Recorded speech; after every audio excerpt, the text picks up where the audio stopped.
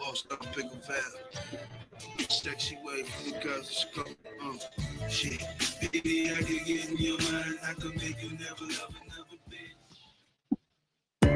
Yeah. Hey, baby. We was just vibing at first. Then it turned into something real special. You inspired this, baby.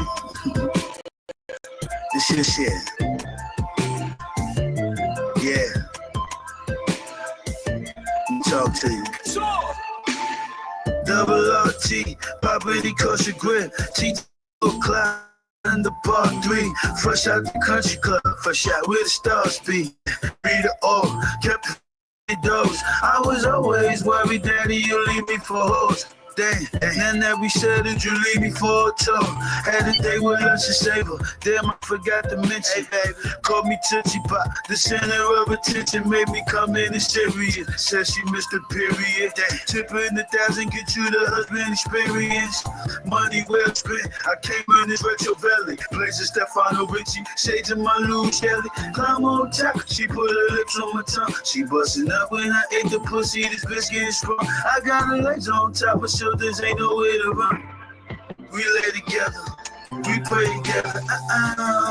Baby, I try, Oh, mom and papa raised a really nice girl. She said for you, nigga, Oh, baby, give me a nice word. She we be fucking every day. Oh, she a really nice girl. She be begging me to stay.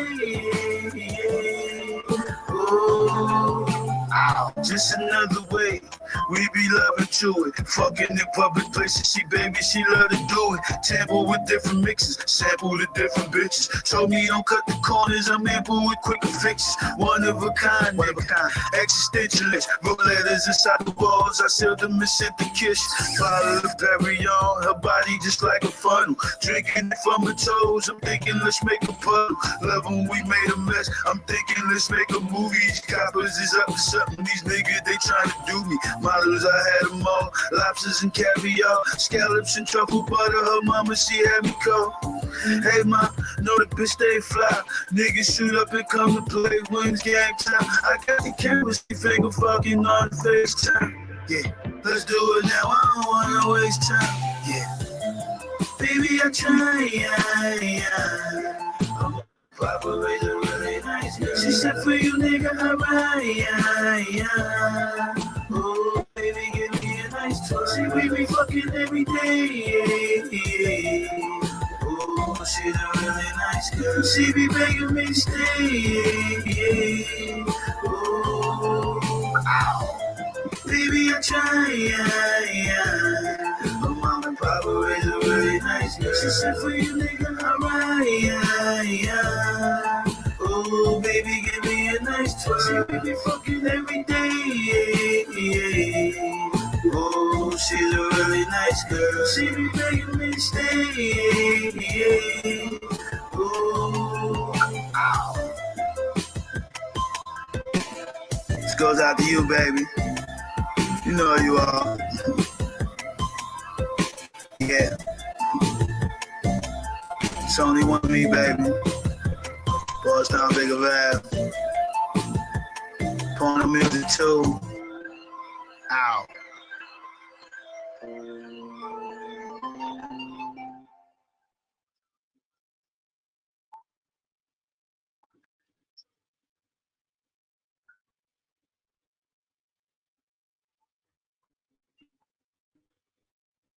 Yeah. Salute out to everybody tuning in. Hit that like button, that share button, hit that subscribe button.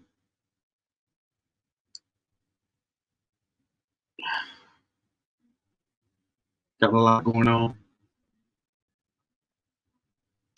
A lot of interesting topics. So much news, man. Playoffs. We got the playoffs in the house. Memphis versus Warriors. Ja Morant goes down.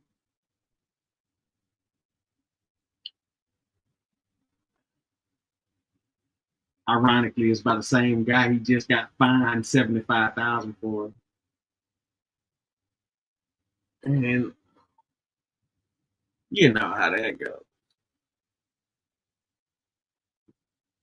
Yeah, dudes. Salute, Jack.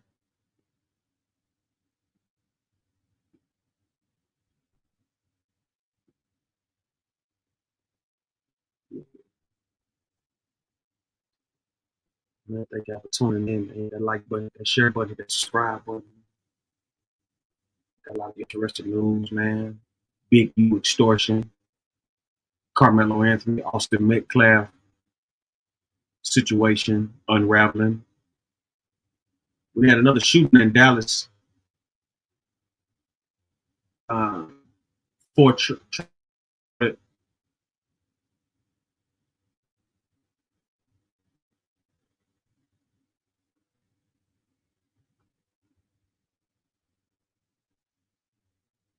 We got a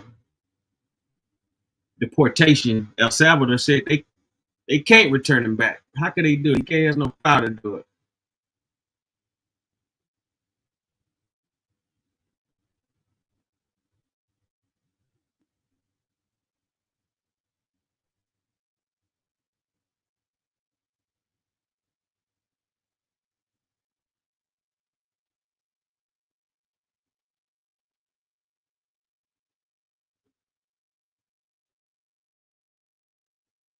We got P. Diddy.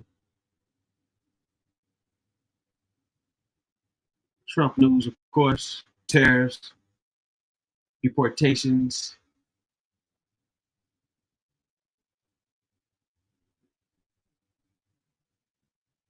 Let's go to ABC 7 News, WJLA. Case of deported Maryland man remains in limbo as judge to orders testimony from U.S. official.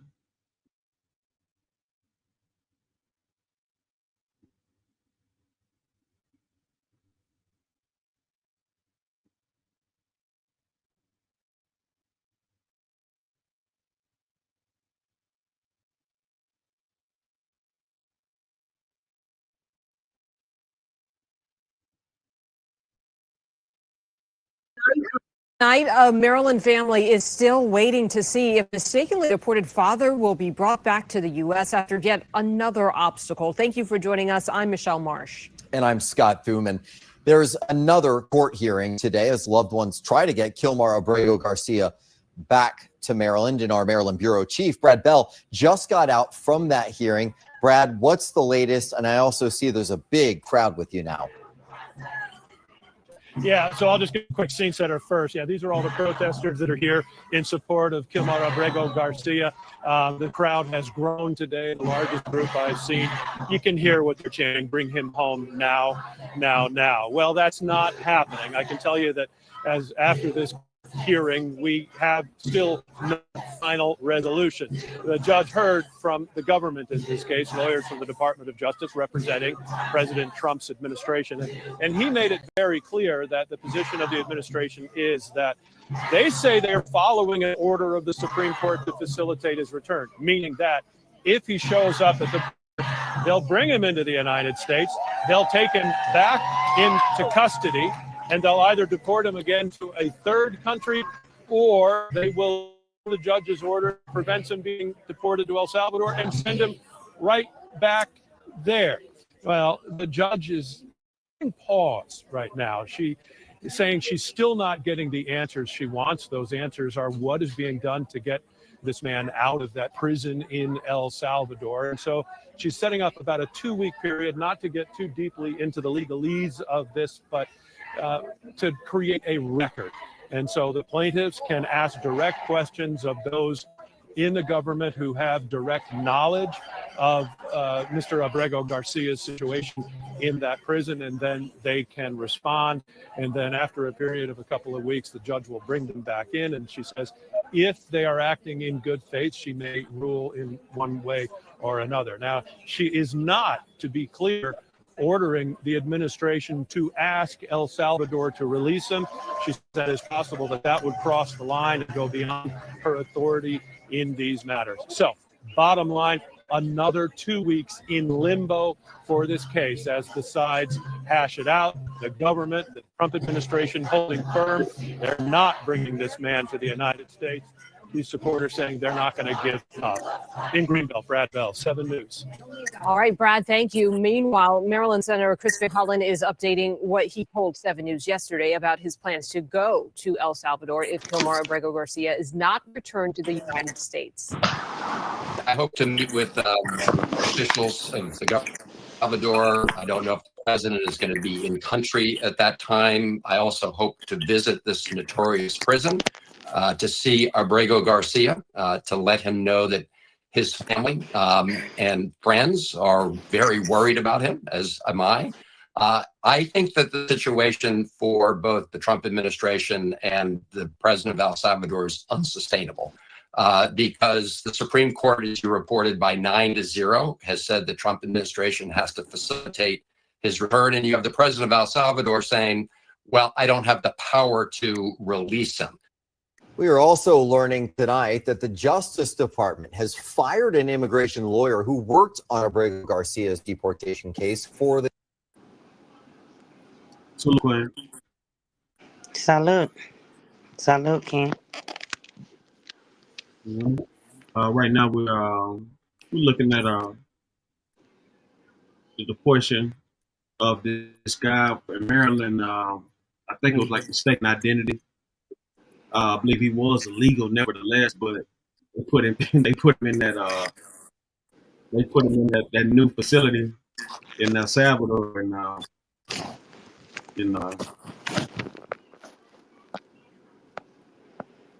Yeah, I'm a little familiar he's with not it. doing. Yeah, he's getting some up. I mean, you know, I definitely, you know, the government. That all according to CNN. Now, we previously reported the attorney was first placed on administrative leave over concerns with his handling of the case, in which he admitted the government chose not to share evidence about Abrego Garcia and the deportation effort. We've been keeping very close tabs on Kilmar Abrego Garcia's case. It's made national headlines for weeks now, and you can find all of our local coverage on WJLA.com. And you can scan the QR code that you see on your screen right now, and that will bring you to all of our reports on the 7 News YouTube channel. So is he illegal or not? Well, he's illegal, but he's not a gang member per se or whatever. So but he is an illegal alien. It don't really have, he is an illegal alien. That's why the guy was saying he don't have a right. Like, how can he, you know, send him back? Just me, salute. You know, and that's what the guy was saying. How, you know, he don't have the power to send him back. He's already, you know, sent terrorists back. You know what I'm saying? Like, he's already. If he's an illegal alien and that's the law, then hey, I wish he would send all the child molesters and the murderers over there. Is that real? Our jails out. What that real? Yeah. The whole thing about that is Babu. It's Salute. Where have you been? Man, shit. I've been busy. It's good to hear your voice. You too. I black love you. I black love you black. There you go. I've been wanting to talk to you anyway about the Carmelo Anthony. What about it? And how they going crazy, wanting him dead and threatening him, and the clan threatening the family, and what's going on? The hatred is real. Out of the loop. Tell me about that. The judge had to relocate, and Carmelo Anthony's parents, they used the money they got off the GoFundMe and stuff, over the 400 plus thousand. They used that to relocate. For what? What happened? Isn't that allegedly? Aren't they just making that up? Didn't the media make that up? No. This is all real today. This is all real. So they had to move because of the threats, right? They moved into a private gated community, And the judge got the FBI looking into all these, like, you know, cyber attacks and stuff. Yeah. Because this boy defended himself after two known thugs, European thugs, decide that they're going to, in a public park, remove him from where he was trying to run from the grain like everyone else. Straight A student, a hero, actually saved a drowning boy. Good kid. Looking towards college, 17 years old. Two white thugs decide to jump him, and he pulled a knife out of his bag and killed one. Okay, self-defense. United States of America, Europeans are going crazy behind it. I'm talking about, if you just go on any blog, you'll see where they're the threats they're making. I mean, I'm shocked at the people even on my page talking about, even some of us talking about he had no right to kill him. Why Charleston, what's his name? The guy Charleston White. Yeah, he's talking about he shouldn't have bought no knife. He should have worked with his hands. Wait. He's the first person to always say, I'll pull my gun out. That's what I'm talking about. He contradicted himself. He's a hypocrite. Yeah, he's getting paid. He's a coon. Exactly. Complete coon. Talking about he should have used his hands. He's a coward. Use your hand against two known thugs. And he's a good kid. He was scared to death. Black boys are scared of white people, as they should be. It's interfering with their health, and it needs to be something done about it, based on the fact that our men have grown up in too much fear. Black men have the highest numbers in hypertension. And it's Exactly. With my studies and working with youth for so long, I'm putting together a book about it right now. Literally, it's ridiculous. This is crazy. And the way they're treating them is just like they did that little girl, Ruby Bridges, who was walking to school, and they were spitting on her and telling her to die, and 6-year-old black girl. This is the same effect. It's unbelievable, the racism that's going on behind this. I'm talking about it is a complete war behind it. It's always been there. Exactly, but I mean, that's why I tell people history is important. They don't think it is, because when you see history, you see that it's never gone away. Exactly. Well, racism is alive and well. They invented it. Yeah. They came up with the Jim Crow laws. They came up with the laws against the color of their skin. These kids' parents, the twins' parents, knew they were bullies, drug addicts, got pictures of them with their shotguns. I mean, you can just put them with Zimmerman and the rest of the crew, and they fit right in. Same scenario in reverse, they wouldn't even be tripping. Oh, no. He would be having dinner at the White House with Trump. Kyle, what's his name? Shot them two people? Oh, yeah. Absolutely. Oh, they made him a hero. Right. Absolutely. Took his gun across state lines under minors. Gun, not a knife, a gun. Gun. Exactly. What about the one that went in the church and shot up all those people? And they went and took him to Burger King to get something to eat. Hey, white supremacy is real. But you know what happened this time that really warmed my soul? Was the fact that GoFundMe sent everybody their money back and refused to allow the parents to get the money. But wow, that's racist right there. Racist. Yes, but we put together what's it called, pimpin'? What's it called? The organization Give, Send, Go? Roni. Something like that. We created our own and raised all the money to get them out. Good. That's some bullshit. That's some champion bullshit. It's on that level. Where GoFundMe makes all their money off of our stories. Oh, they just getting started. This white supremacy is just their back is against the wall. Well, with Trump in office, they really think that they're getting away with everything. You If know, you got hate in your they heart, got let off it on the out. January 6th. That's what Trump told him. If you got hate in your heart, let it out. Let it out. They're good people. It's always been there. They're good We're just people. holding it in. That's why they put him in office so he can represent them. Yes. But yes. it's backfiring on all of them. They don't. You know, a lot of them still don't care. They're like, well, we know he's gonna make this a white supremacy world because Elon Musk is rolling with him, and he threw 2 Hicks out, sig out. So we good.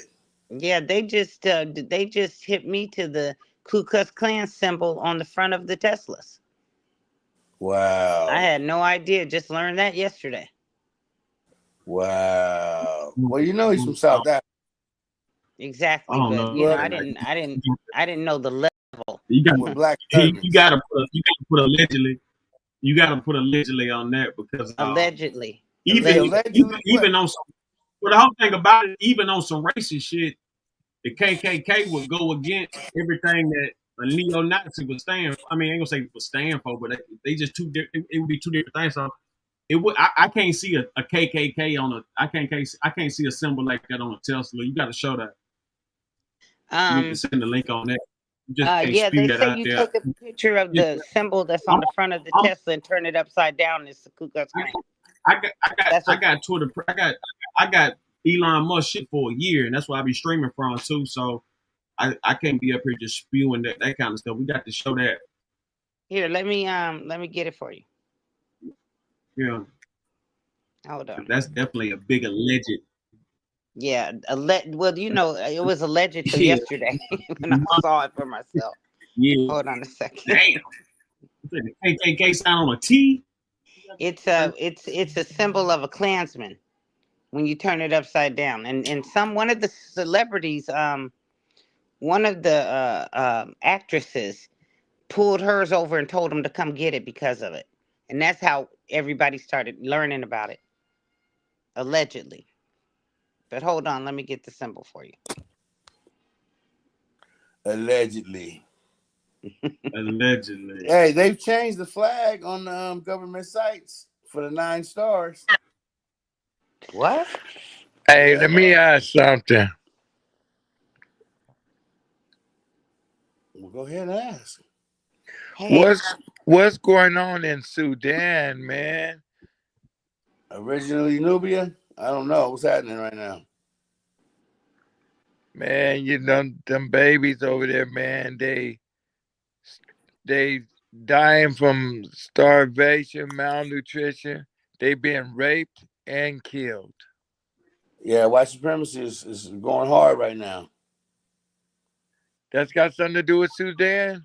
Everything, bro. They're trying to just shut down the world to keep us from coming up, from rising. No, but in Sudan, that's the white people doing that? Sudan is originally That's been going on. It breaks my heart. Africa's like their Walmart.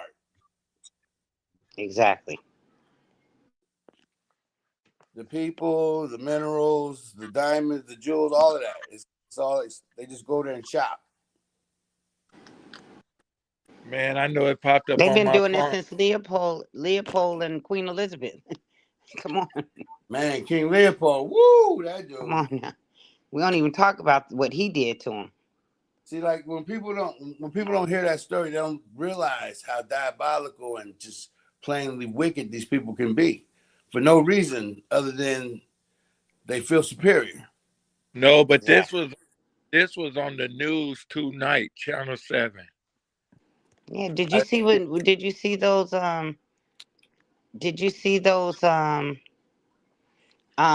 Haitians, what they did to them in Texas? No. What happened over there? Really? They literally got on their horses with whips and guns. Oh, and yeah. A boatload of Haitians. It had to be about 300 or 400 of them had disappeared. Nobody knows what happened to them. The Border Patrol. Say green. I mean, you can literally see them chasing them like they did the slaves. Hey. Tanisha, salute. Greetings, everyone. Greetings. What's up? What's up? Yeah, I'm showing him the Tesla logo, how it symbolizes the Ku Klux Klan.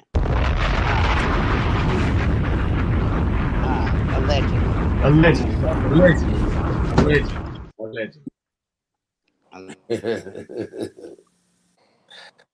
That wouldn't shock me one bit. I mean, if you know the history of his family. I just say Jackman, but I just gotta say alleged because I mean that's some deep. Okay, Roni. Is Trump racist yet? Are you serious? I'm dead serious. Are you serious? I want to see. I'm saying, what kind of left field question is that? Oh, you still in the code? My bad. I thought he would show you by now. It's been popping out and showing. What kind of question? You know what I'm saying? I'm is he racist? I don't know. I don't think so. Do you think he's racist?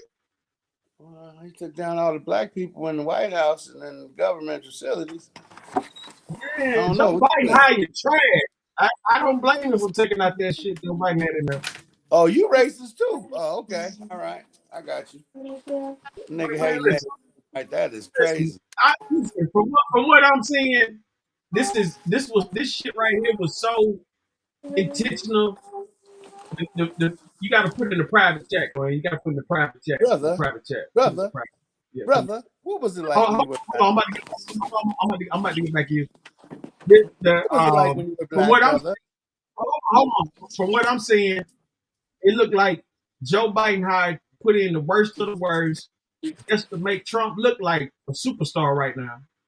Yo, dude, the mental gymnastics you kicking right now, bro. Man, listen, man. So far so good, man. He's done more as in the past. He's done more in the past few months than these motherfuckers done in all 8 years. Like more of what? More destroying America?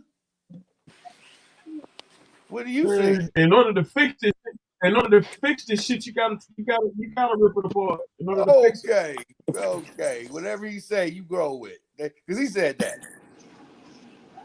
That's being in the code. If he can't do nothing wrong and whatever you say you roll with, that's being in the code. That's not true. All right. I'm sorry, brother. I still love you though. I just put it in the chat, so you can go ahead and stick that up. And that's just one of them. There's so many of them on YouTube. You can pick either one you want.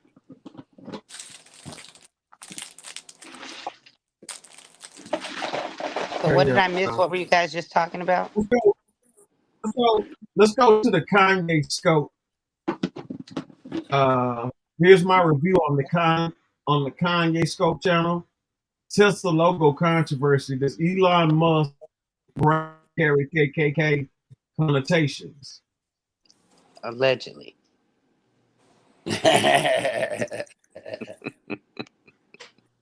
No, I was asking Roni, was Trump racist yet? And he said he don't know. Well, he's getting better. Good, my GS. He would have said no. Get the fuck out of here. You can't compare During the campaign, like he would have told you, hell no, he's not racist. Are you serious? He's saying maybe now, so that's a major. I hope we can bring white to God. Hey, bro, we're gonna try to bring you home until we get you home. Don't worry, we got it's in him. It's in him. But if the boat is sailing and you ain't home, we gotta let you go. We let you burn with them. Sorry. Okay. Nah, I gotta save him. I gotta help you. That's my people. Let's look at the screen. Let's look at the screen. Are you serious? No, play it. Play it. You don't know what you're looking at.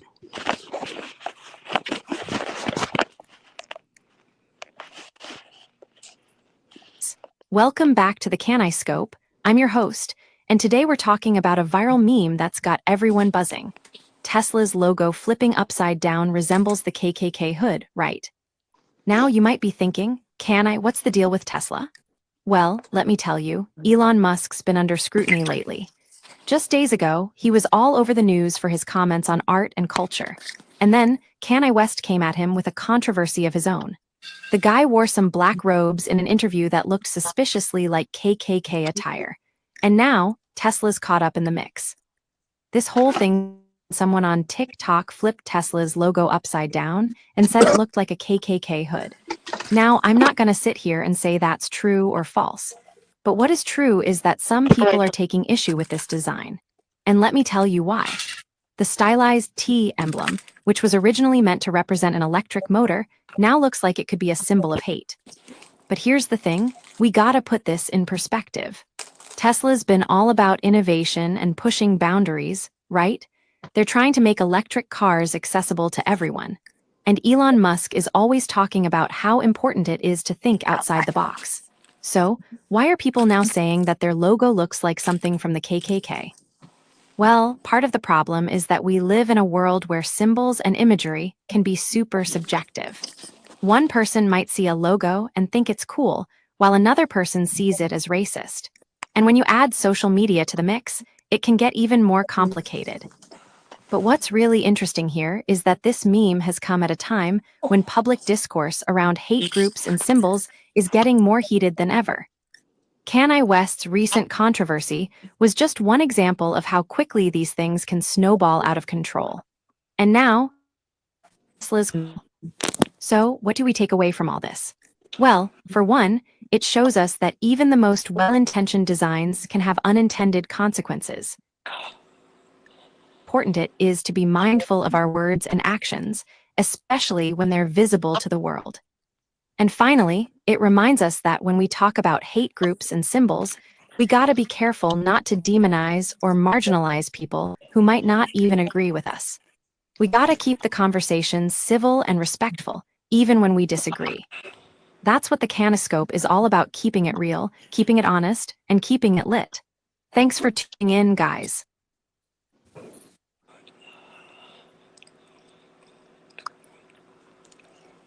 That one didn't sell me, but I mean, there's another one. yeah, But yeah, that one didn't sell me. that I one- wouldn't go for it just off of that. I mean, if you turn it upside down, that's what it do look like. But Yeah. Hey, hey, look, you don't need that. Babu, they can go right there. Yeah, hey, listen, upside down, I did see the cone, but you got to think about this too. It was humanoids that also had a cone head a time before this one. What? So, just like the movie Cone Heads and stuff like that. The movie Cone Heads is the original people. Those people are black and their heads are shaped like that. That shit was real. So I don't know. How you twist yourself like that? Esoteric. I don't know. I don't know. He could be esoteric with this, or he could be racist. I don't know. Like I said, you turn it upside down. You don't know. You don't know. I did see the comment. I can't How you do that with your brain? You can't just put that. You can't just say that. Hey, listen, that video had 118 views. Yo, man, I listen to conservatives on the news when they try to explain away the shit, especially the black ones, especially when Trump say some racist shit and they try to explain it away. Bro, the shit that they do with their brain is amazing. You be doing that. That's The crazy. hatred. Like, how do you do that? Man, listen. I do understand a lot of people that deal with this whole thing. They are blatant racists and stuff like that. But at the same time, I only can judge people by what they do that I see. If I don't know how you see some racism and I don't see it, I mean, we must got different eyes. I don't know. But nevertheless, though, you see what you want. You know what I'm saying? At the end of the day, brother, I looked at that sign like upside down. It could be that, or it could be, like I said, it could be some esoteric, symbol. All that stuff be subliminal. You know what I'm saying? So I don't know where to go with that. I would need more detail than that right there.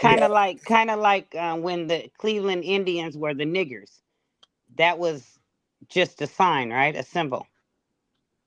It had no real meaning to it, correct? Kind of like what now? Smart toe. So the Cleveland Indians were called the niggers. That's the name of and that's not allegedly, that's factual. That's my first time hearing that too. That's why what about it? Hold on, I'm gonna send it to you. That's why history is important.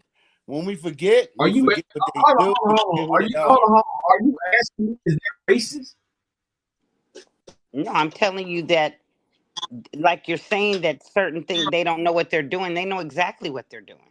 Exactly. You These talking? symbols are Are you not talking by about the chance. This was Red? You carefully talking orchestrated. about the Washington Redskins? Or I never heard the Cleveland Browns called niggas. You talking about the Washington Redskins or something? Or I'm what's saying this? the Cleveland Indians, who used to have the red Indian on their uniform, was called the niggers first, with the black Indian with a feather in his head.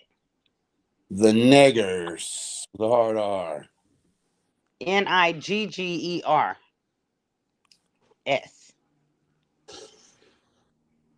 All right, Ron, you look at it like this. Think about it. If you was white and you could Hold on. There is historical evidence or record to suggest that the Cleveland Indians, now known as the Cleveland Guardians, were ever officially commonly referred to as that term. The team's name, which existed for over a century, was subject of much controversy, with many Native American groups and other finding the name Chief Wahoo logo to be offensive and insensitive, reflecting stereotypes. I mean, it is what it is. I'm gonna show you a picture of it. They got a picture of the It's uniform. not true. It's not true. Okay, watch this. It's Yes, not it is true. true. Yeah, Yes, it it's is not true. factual. Okay. You know, Well, hold on before you say it's not factual. Let me just show you some photos of the team with it on their shirts. Ooh. Not allegedly, but just hold on a second. I got you. Let's see what you're talking about. Okay, hold on.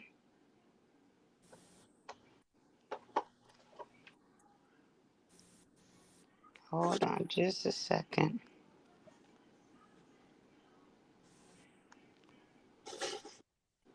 It says like, yeah, see, okay, yeah, like that. Yeah, what you saying never happened. Yeah. Oh, okay, well, hold on. I'm gonna prove it to you in just a second. Give me 1 second, my dear. There's a whole history on it.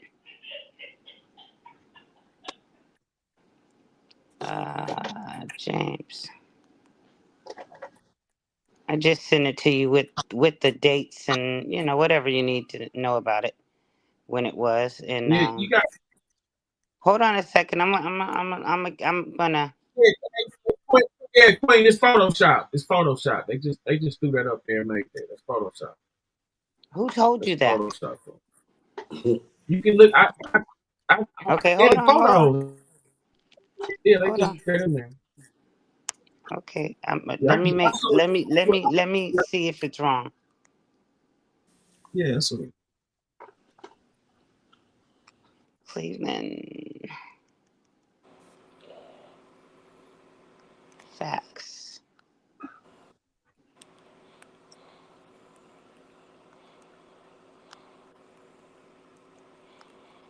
Yeah, y'all see that? Let me see if I can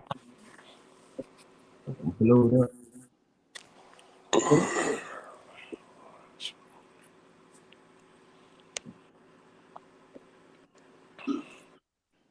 Y'all see that?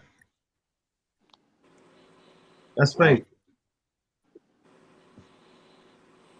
There are That's results fake. for Cleveland Indians team niggers search. Hold on.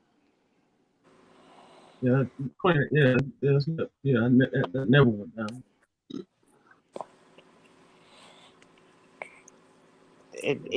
Because you know why it wasn't called the Cleveland. You got to look at it. Was called the Washington something. Hold on. No, I no, no. found something that there was a minor league team called the Birmingham Niggas, and Yeah, that's what I'm. Look, now I'm familiar with that. I'm familiar with that. That was back when black folks had their own squad, and and they that was their name. When she said Cleveland like that, yeah, that's not true. so the Hold on. guy who redesigned the Cleveland Indians logo took the logo from the Birmingham Niggas and just put a feather in the headband. Yeah, that was in the Negro League. It says Birmingham niggers. professional minor league Yeah, baseball yeah, team now that from was real. Birmingham, Yeah, Alabama. yeah, So that's Cleveland took real. their That's real. emblem. Yeah. Right. Yeah, Put that's a how that went down. put a headband around his head, put a feather And he in it. was a black Indian with a feather sticking out of his Yeah. head. Mm-hmm. All Indians Yeah, are now that's black. real. Exactly. All. Yeah, see, that's why. That's what I was saying about that. You know, the Indians, the darker, stronger Indians, they kept that they didn't push out there to Oklahoma to the West Coast and all that shit up. You know what I'm saying? And that other stuff. The ones they kept, they considered them Negro. That's why Okay, when you look look up at them, the. that's why. Excuse me. Look up the New York niggers. They used to be Look the up what? Redskins. The New York niggers. That's That's false too. Washington. Just look it up. It was only Washington. Okay, look it It up. was I'm look just saying. Cleveland. I'm just saying. If It's it's not wrong, true. I'm gonna It's not true. apologize. It's not But true. It's not true. It's not true. did you look it up? The Cleveland Indians, they names got changed in 2021 to the Cleveland Guardians. The Washington Redskins name got changed also to the Washington Commanders. This is what I know. I know But we sports and I know Black American we didn't sports. get any compensation for those names being called those names and being referred to as a darker hue. We didn't I got receive one any even better. reparations for those years of being called those names. I got one for you. You Yeah, know, bring I it. got one you like now. I like. Back in the day, back in the slave times or whatever, if you was to run away, let's say you was in Louisiana, being that was ran by the French. If you was a runaway slave, they'll brand you with with that saint symbol on your arm or cheek. And so in today's NFL, they use What that did you same say they symbol would that do? they was. I'm sorry. If you was a runaway slave in the French territories like Louisiana, Oklahoma, Arkansas, all that, everything that was the French territory back then. If you was in those regions, when you ran away, they would burn you with a saint with the French saint symbol. And so, ironically, the NFL team, the New Orleans Saints, got the same symbol that they was branding the runaway slaves with. Mm. The Florida Lee. Yeah.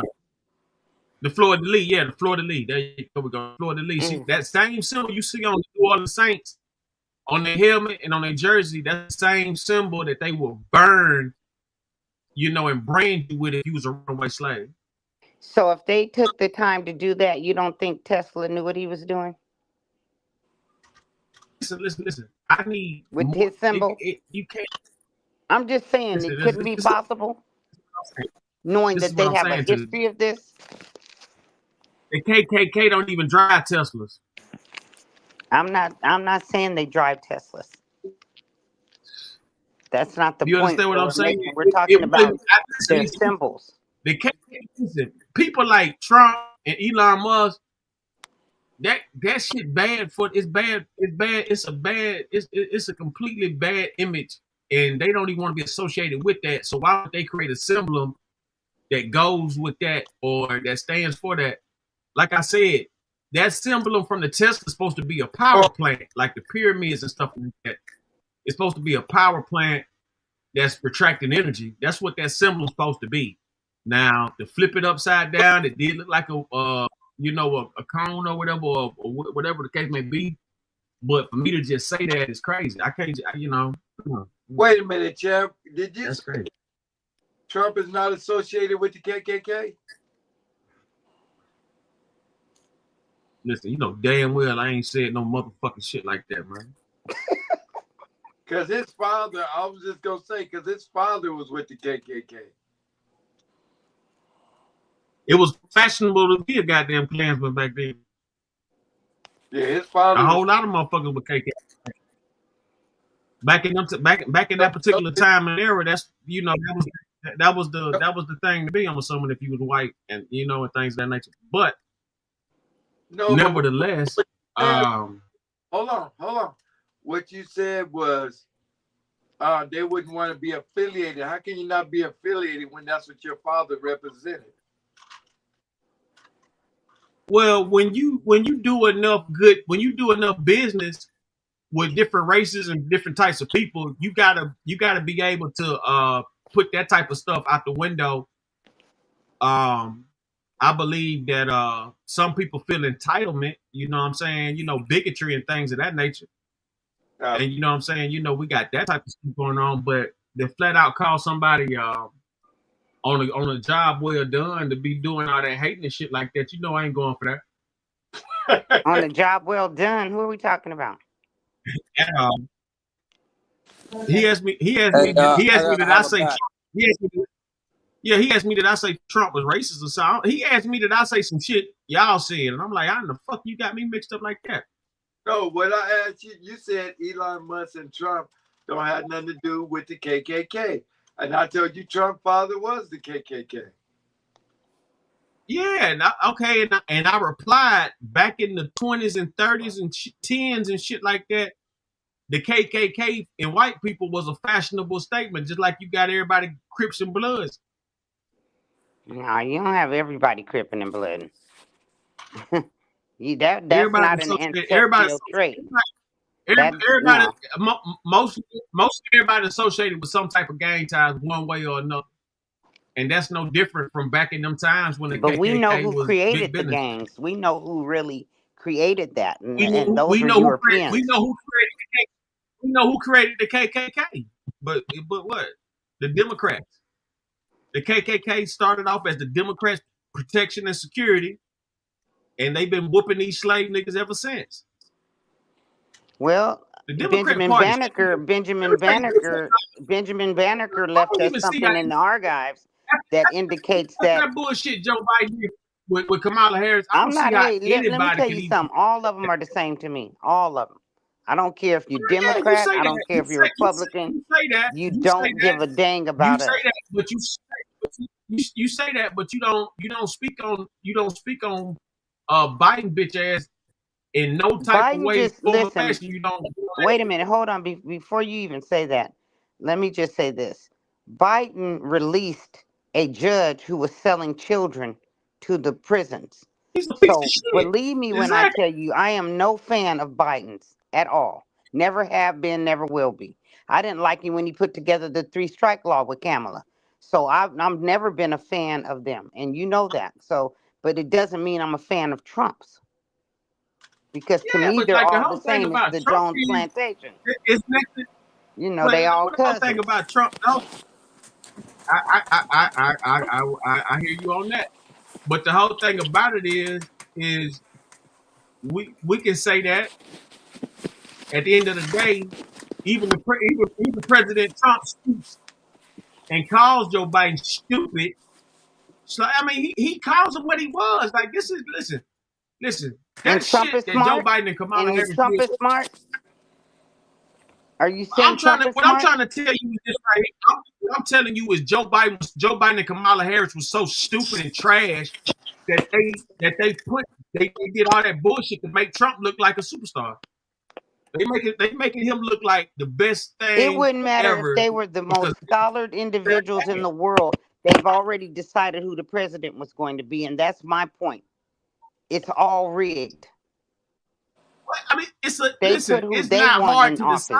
It's not about our votes. Listen, you could have got the same numbers come out. You would have did better than her. Listen, they knew she wasn't gonna beat this dude. This is all a setup. That whole election was rigged, and it was guaranteed for him to win. Okay, well, as long as you know that. I don't get as long as you know that. Huh? As long as you know that. I don't get. I mean, it wasn't even a fair fight. I don't know how people could even think she had a chance like that. Like, what the fuck? Nobody was that eager for some more of that bullshit. I don't know where that came from. I mean, you know, if you But look at it for what it is, when Trump was running, a lot of our brothers and sisters were behind him 100%, like yourself. And he didn't hire any of you or put any of you on his board. None of you benefit from making Mr. Trump the president. It didn't help your people at all. Hold on. Listen, he didn't have to use the Soul Train line to win. First off, like I said, Joe Biden put a whole bunch of black He didn't have trash to use in. the Soul Train line, but he used the gang members. He used the gang members. Joe Biden did not put in nothing that's good for you, me, or nobody else. He just put in some black wannabe white tramps in there, and that's what you see right now. A bunch of trash in the Democrat. That Democrat Party is garbage at this Look, point. they're Like, all I mean, the Republicans are homosexuals as well. Oh shit! You can't keep on saying Republicans they are all. homosexuals as well. Child molested. They're all the same. You're seeing every day the difference in a good president and a bad president. It's just simple as that. You're seeing the difference every day. They keep on making a So, are fight you against saying this Trump dude is a good president? What? You heard me. You heard me. He had to think about it. He said, "What?" Okay. No, I didn't hear it. It keep I said, going are in and you out. saying that? Are you saying that Trump is a good president? Am I saying that Trump is the president? Is a good president? Is a good president? Absolutely. Compared to, listen. Compared to Wait, what can we you just tell had, me what he's done good for America since he's been president? Compared to what we just had, he's a great president. Compared to Biden. Yes. But now overall, overall for the people, for the American citizens, overall, is he a great president? Overall, Donald Trump and Obama are going to go down as the best presidents in history up until Lord I have don't mercy. know who's running next. That's just what it is. That's just what it is. Oh God, you comparing Trump to Obama? Pretty much. I'm not comparing the two. I'm just saying, as far as publicly as in poll numbers, and as far as longevity, though Obama and Trump are going to be the most remembered. Trump has been trying to dissemble everything that Obama stood for. And that's fine. I don't, you know what I'm saying? I'm not going to. How is it fine if you have nothing to replace it? G'd up. What up, nigga? But now, what I'm saying is this right here. What I'm saying is Obama and Donald Trump, the most popular presidents up until, I don't know, maybe another celebrity might try to take it, like The Rock, or, you know what I'm saying, Elon Musk might try to go after the presidency or something like that. I'm not sure. But like Trump and Obama going to be talked about like Abraham Lincoln for the next 200 years or something, 100, 200 years. Real shit. You think that America benefits with Trump being president? I think that in order for this country to get back into tip-top shape like it's supposed to be, he needs to do whatever he needs to do to get it back in order. Clearly, you know, we learning a lot about these tariffs and things like that. He's getting rid of all these illegal aliens and terrorists. You know, people who defile in our country. You know what I'm saying? Disrespecting our country, taking over the country with filth and gang banging and all kind of sickness. We got all these illegal aliens. You know what I'm saying? Doing the most. I mean, it's a lot of cleaning up going on right now. It's just the bottom line. So you know how what I'm much saying? money? I look at it like. So how did we clean up with what happened on January 6th? Those people that went inside the federal building when we still have the Black Panthers sitting in prison for standing outside. How is that? How is that cleaning up America? Hey, Kamala, you talk about Trump. Kamala Harris was in office. Why she ain't free no Black Panthers? Kamala Harris was worse because she helped with the 3 strikes law. Her and Biden. Talking about some January 6th. No, I'm just saying we have leaders that are still in prison. We have leaders that are still in prison for standing outside the federal building. Queen, you just had a black woman in office and didn't do shit for you, me, or nobody else. So what are you talking about? I'm not disagreeing with that. I told you that I've never been a fan of hers. I didn't even know she was black. She's not. Well, whatever she is, She's she not. never represented. I never saw her in my communities. She's only black during election time. Okay, well that's what it is. You know, Candace Owens is changing her song now too. She's not a Trump fan anymore. Man, Candace Owens go wherever a cracker go wherever a cracker go, and you know what I'm saying. She done tried. She say whatever she get next to a cracker. Then when she can't get next to him and get up to power what she thinks she ought to be, she get to whining and doing her little shit or whatever. She wasn't never no real supporter. No way. Candace Owens, she's a fucking she's a. Okay, I'm just happy to hear you saying that. Listen. She is necessary. She is necessary. I will say that she is necessary.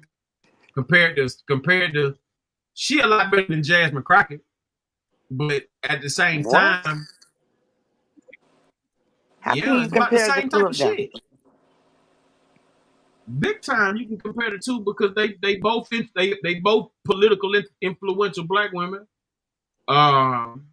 One is pure ghetto trash, and the other one is a fucking. But you just called Candace pretty much ghetto trash.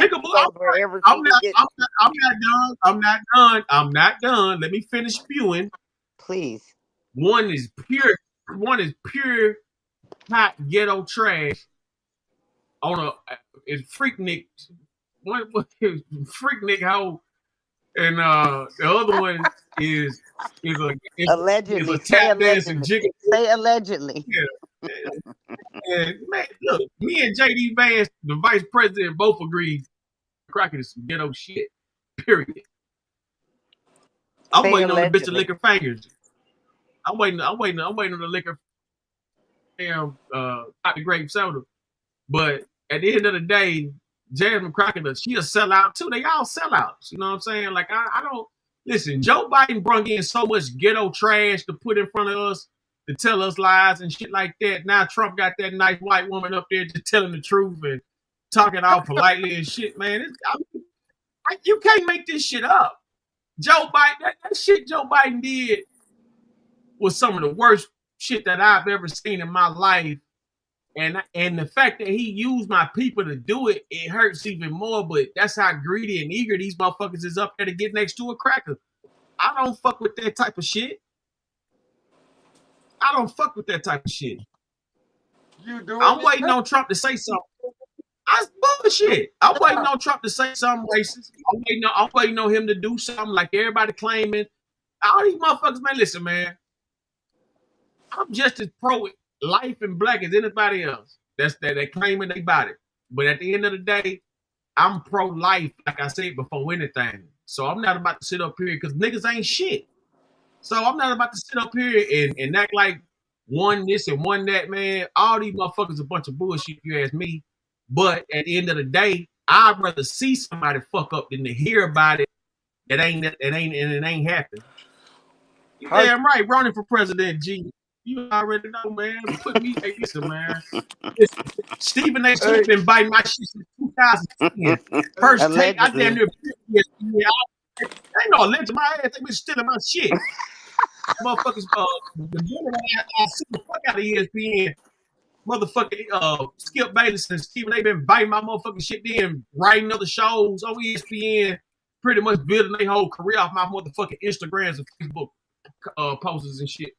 So I don't, man. I'll vote for Roni for president. Shit like hey, listen. Hey, look, I'll free them Black Panthers.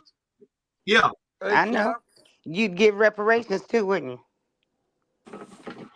You're damn right. It wasn't even the second thought. Okay, Roni for president. How do people and Latinos. Hey, listen, and Latinos with 4 or 5 generations on this particular side of North America, they'll get a reparations too. Okay. Yeah, How do it you wasn't feel, just Trevor? say what now? How Say you what now, C-Mac? feel? How you feel getting locked up over Am I, there in that am I prison and they don't want to let them am I go? the only one? Am I the only one not hearing this? Say what? How come the people over there that's getting locked up that's innocent, that man not letting them go? Because they still illegal. Listen, when he said that, motherfuckers looking at this guy. This is the fucking president of El Salvador. When he said he can't deliver it, do you know what that means? He's not saying that, he can't snap his hand and it won't be done. What he's telling you is that you got rid of him for being a terrorist, but he's still illegal. He's an illegal terrorist. So even if he's not the terrorist, he's still illegal. So how can he send him back to a place that he ain't supposed to be? Okay, well, so I can agree with that, but how come he's not sending the child molesters and the murderers over there? Let's clear the prisons Because with those people like people. Joe Biden, People that are getting 2 years pieces for of raping a child, a baby. like Joe Biden that release judges who send children down the prison pipeline. I agree. I agree. Joe Biden got so many. Joe Biden has his money tied in so many private prisons. That's why. And they so not does Trump. Child. How do you know? Where you got that? Trump owns. Trump. You don't think Trump owns any private prisons? Well, where do you get this stuff? I know, but you can't just come Hold up. on. Okay, let's check it out. You say something like that with no proof. I've never heard that before. I've never heard it. Even if listen, I'm not hating the fact that they own these prisons. What I'm saying is that let's legitimately let people make these crimes and punish them equally and fairly. Let's not be overdoing kids. Let's not be overdoing anybody. Listen to me throwing the books at these man. Listen, I don't know what it's like to have a judge throw the book at a motherfucker, man. I done had plenty of homeless man go out. I got motherfuckers who will never see home, and they taking charges for another motherfucker. You know what I'm saying? Like, so Trump reversed Biden's order that that eliminated the DOG contracts with private prisons. Hold on, I'm gonna send it to you so you can see for yourself, because I don't want to be, just dogging the president. Well, listen, anything why Biden did why needs would to he be reverse that order? Reverse what order? His order on his executive order on private prisons. Look it up. He said a jail in El Salvador makes the look like. No, I'm just saying. Hey, listen. So they're saying that the prisons contribute over 1 million to Trump's re-election. I don't know if that has anything to do with anything, but it seems like you can buy Trump's Well, you gotta think about this. And first off, they all do. They all do it. I'm not gonna put it all on Trump. I'm not gonna put it. Let's not forget, since you keep bringing up old shit. Let's not forget how Joe Biden. That's old, but it's real, right? Damn right. January 6th is old as hell, man. That's some old news, man. That's old to you, but it's still what's old is those men sitting in there. What's old is those men. What's old are the old news. Hold on a second now. What's old are the brothers sitting up in prison. The Black Panthers still sitting up in prison. That's old. That needs to be eliminated. They need to be released. You need to tell Trump to let them out. Like he did those people from January 6th. January 6th didn't affect you one bit at all. So why are we supposed to? Why are we supposed to say that January 6th is old and not say that the Black Panthers need to be released for the same thing they did on January 6th? Let's talk about how he kept on using these black women to get on the camera and lie for him. No, we're not gonna. We're not gonna give Trump. We're not gonna give Hunter Biden clemency. They kept on saying they weren't gonna go in there and Are we They kept supposed on to talking forget that they the wasn't gonna Panthers go are in there. sitting in prison They and let the January lied. 6th go by? Man, you keep talking about some damn Panthers. What you talking about some Panthers for? Why wouldn't I talk You can go about the get Panthers? look, you can go Why Facebook. wouldn't I talk about the What Panthers? you The people who were fuck, on the man? ground cleaning up Kamala our Harris communities, was the just in people who office for were 4 eliminating us years. from Kamala having liquor Harris stores was and just drugs in in our office for community. 4 Why wouldn't I years. talk about the Panthers? Kamala Harris, listen, Kamala Harris was just in office for 4 years. 4 years. Why do you keep Obama bringing was her in up to office me for like I'm a 8 Kamala Harris years. fan? Obama Why do you keep was in acting like I office for support 8 her? years. Why are you acting like I support her? I'm talking about issues that systematically affect us. That's what I'm talking about. I'm not talking about Kamala Harris. I'm talking about issues that are unfair to us as a culture, as a people. You got to remember, people like Raymond Washington, who became a great gang member, was one of the Black Panthers' children.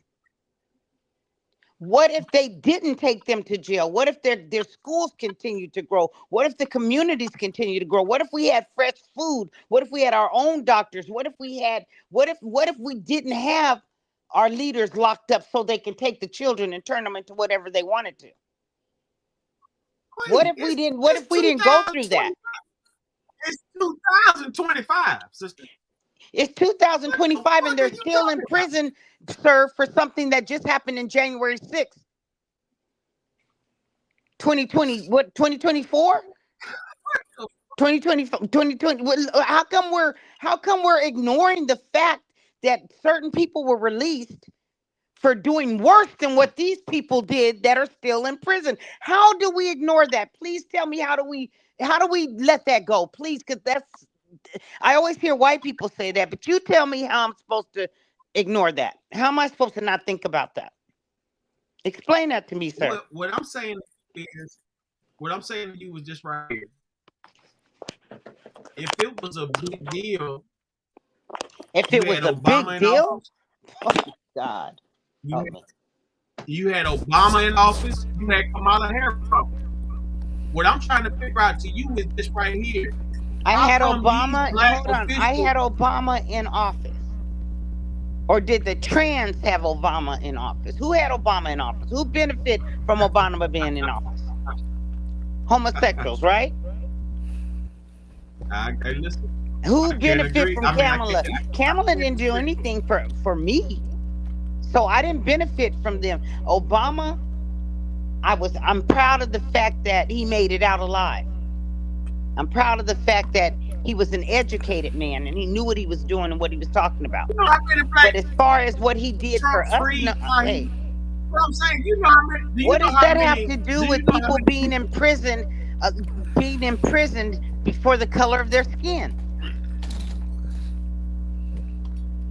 1,500 black folk, man.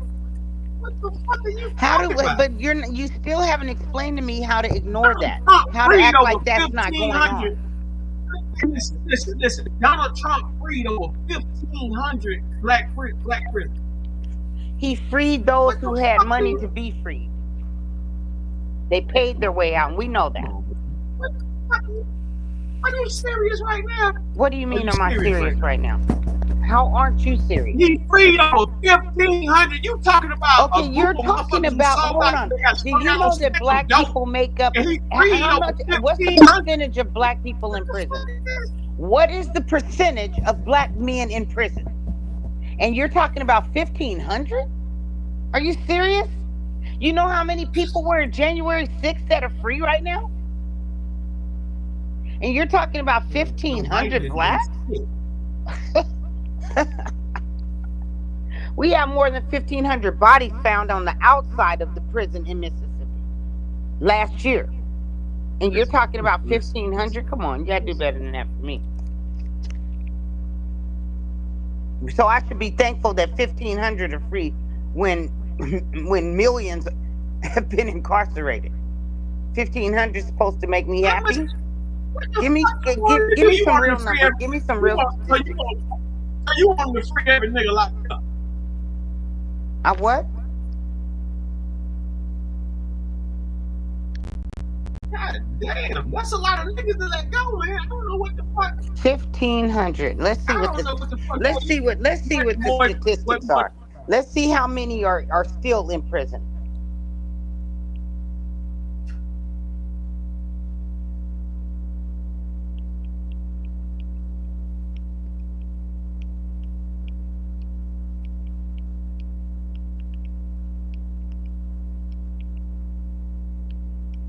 Hey, Lee, you got me doing this shit. Yeah, I need you to do that. So it says 465,200 black individuals are incarcerated in state or federal prisons. Trump signed the measure. So I mean, 1,500. Hold With a quarter of a million That was still in. Wow, 1,500 is supposed to excite us. Okay. Hold on. Since Trump signed the measure into law, more than 3,000 people have been released from federal prison. 3,000 compared to 465,200 that are in there right now. He let 2,000 out. That's not even that's not even, that's what, 1%? Hey, listen. You want to be different. And at the end of the day, I'm not being you bringing difficult. up all I'm this shit giving you about Trump, facts. Jay Salish. I'm giving you facts. You ain't giving me no facts. You giving me a hard time about some damn black. I'm not giving you a hard time. I just want you to understand. Hold on. I'm not giving you a hard time. I just don't get excited off 2,000 when it's a quarter of a million still in sitting America. You are the only that person in doesn't America. Listen, this is just the honest truth. It's on everything. You the only person in America talking about the Black Panthers. Swear to God, there is no. I'm the only one talking about the Black Panthers. You are the only. I promise you. I'm the only one that ain't being killed for talking about. Let's put it that way. Because everybody else who tried to talk about him is gone. So we're supposed to forget. We're supposed to forget that these young people who were doctors, who were educated, who was rebuilding their communities, growing their own food, started the whole WIC program that Europeans, Mexicans, and everybody still benefits off of right now. We created that. They had their own. We had our own hospitals, and the things that are missing right now from our communities is what the Black Panthers put together in our communities. But they're still incarcerated, and we're supposed to forget that. You can't forget your history. You can't forget what they did to them, because that's happening to us right now. Whether you like it or not, that's our reality. We're talking about a young boy right now who defended himself, who witnesses, whose coaches, who everybody who was in the stands are saying they just wouldn't leave him alone. They attacked him. 2 twin thugs attacked him. He told them not to. He did everything he was supposed to do, and he still went to jail.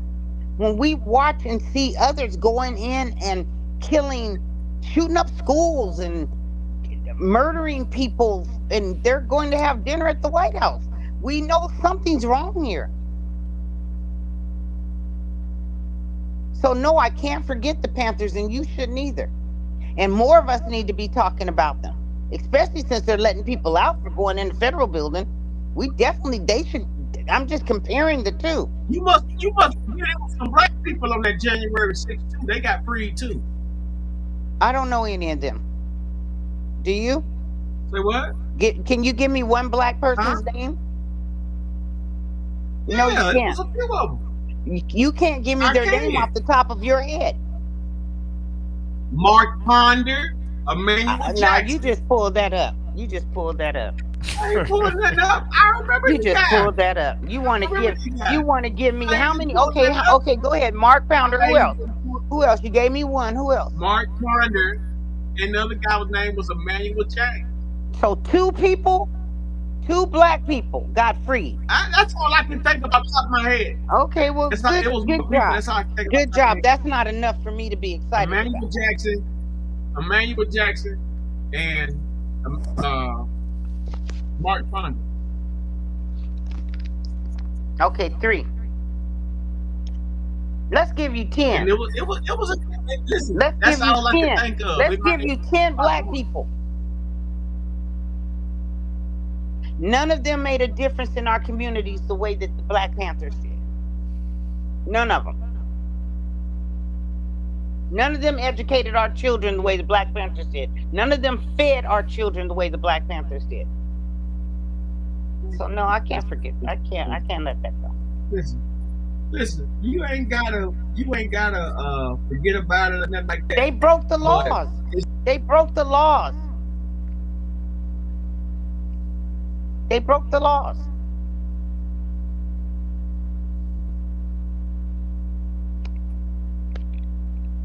What's the point of the laws if it only works against us? All right, let's go to Law and Crime Network. Track meet stabbed and suspect released from jail. Yeah, let's go there.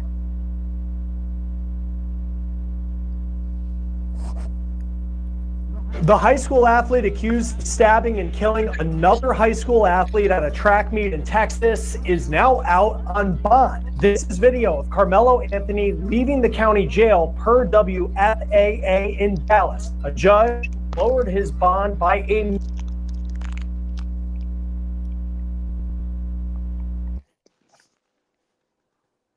And watch this reporter. Watch what this reporter is asking him. So what now? In this, what you're showing, pay attention to the reporter who's trying to ask him questions that is complete. Major amount this week. And a fundraising site has raised more than... Pay attention. So what now, Corey? Pay attention to the reporter that's trying to ask him questions about bringing a knife to school. And it wasn't even at a school. Mm-hmm. Let's see what they say.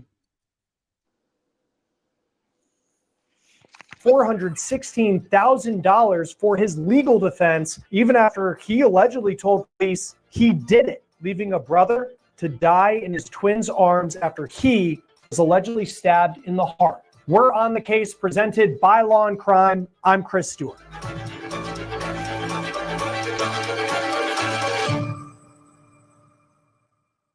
Cases like the one that we're talking about right now get lives of their own when people use them to talk about issues like self-defense and race in America.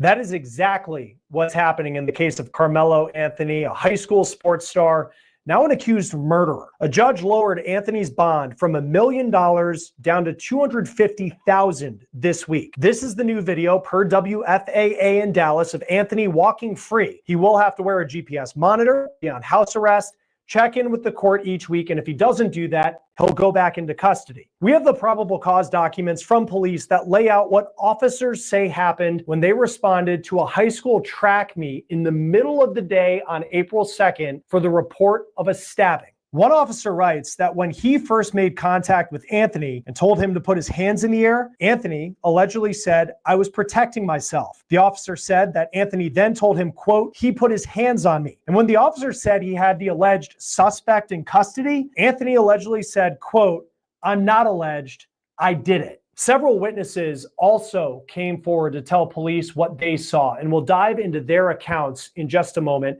But I want to first talk about the victim in this case. His name is Austin Metcalf. Metcalf was there to compete in this track meet as well. He was a high school football star in his own right. He was a junior at Frisco's Memorial High School. He was team MVP of the football season last year, and his dad says he had a 4.0 GPA in the classroom, and he was planning on playing college football. And when you look at his social media, you could see he was serious about it. Austin posted multiple pics from recruiting trips to places like the University of Arkansas. That is a big-time Division I school. The suspect, Carmelo Anthony, he was captain of his high school's football team. That was Frisco's Centennial High School, which is just about a 14-minute drive away from where Metcalf went to school. These two schools separated by roughly 7 miles. Carmelo Anthony, class of 2025, Centennial High School, Frisco, Texas. This is video of Anthony mic'd up at a tournament that he linked to on his X account. On social media, Anthony shows that he was getting offers to play college football. Here are the posts from 2 Division III schools that apparently wanted him on their team. On Anthony's Huddle profile page, which is a social media platform for football players, Anthony made his bio, quote, "God has shown you the right path, just take it."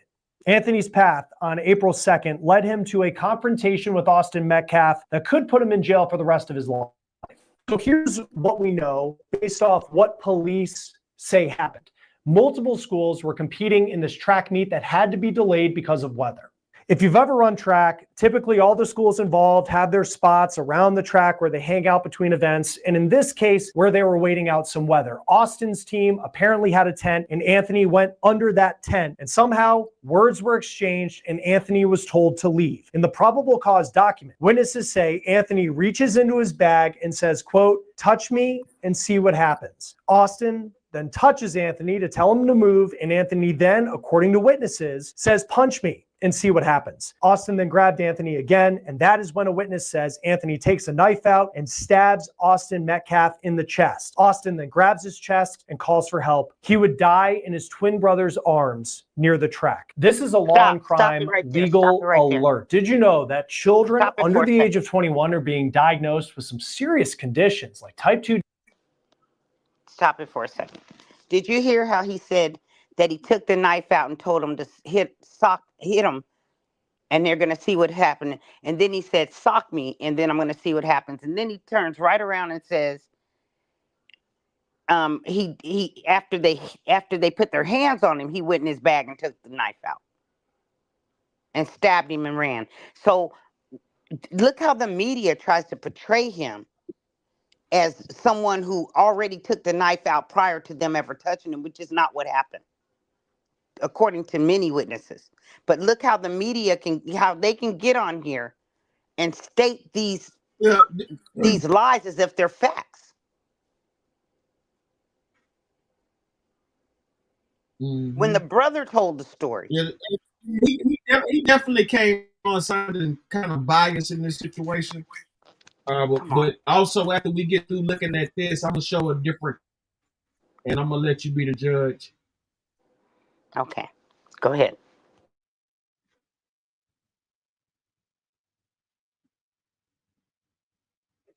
Diabetes, big corporations with one of those serious conditions like type 2.com/food or scan the. This is what his twin told WFAA TV in the hours after all of this played out. He's like, "Make me move." Also grabbed his backpack. The kid, I tried to whip around as fast as I could, but I didn't see the stab.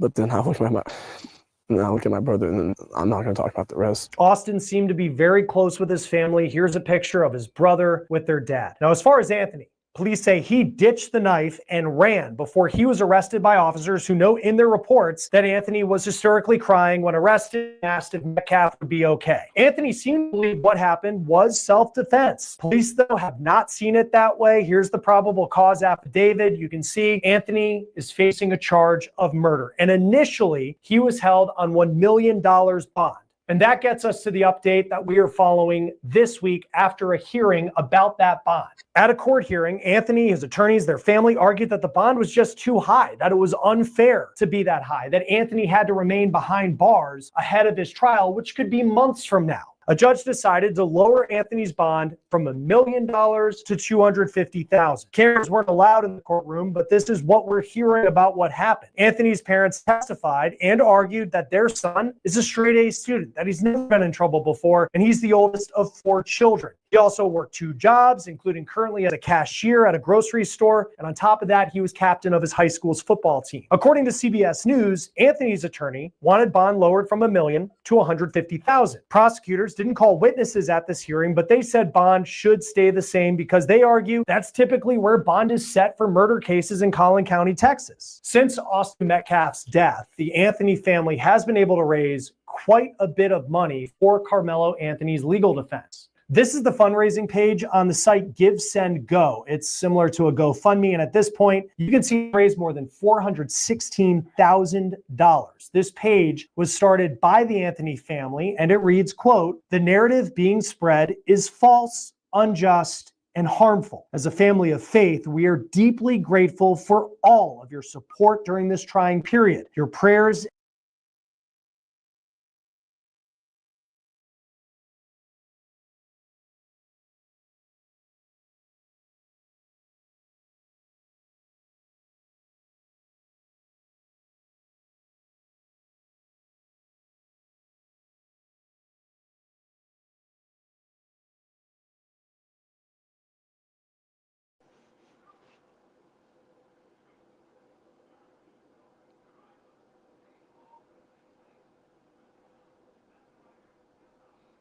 I encourage everyone to stand behind this young man.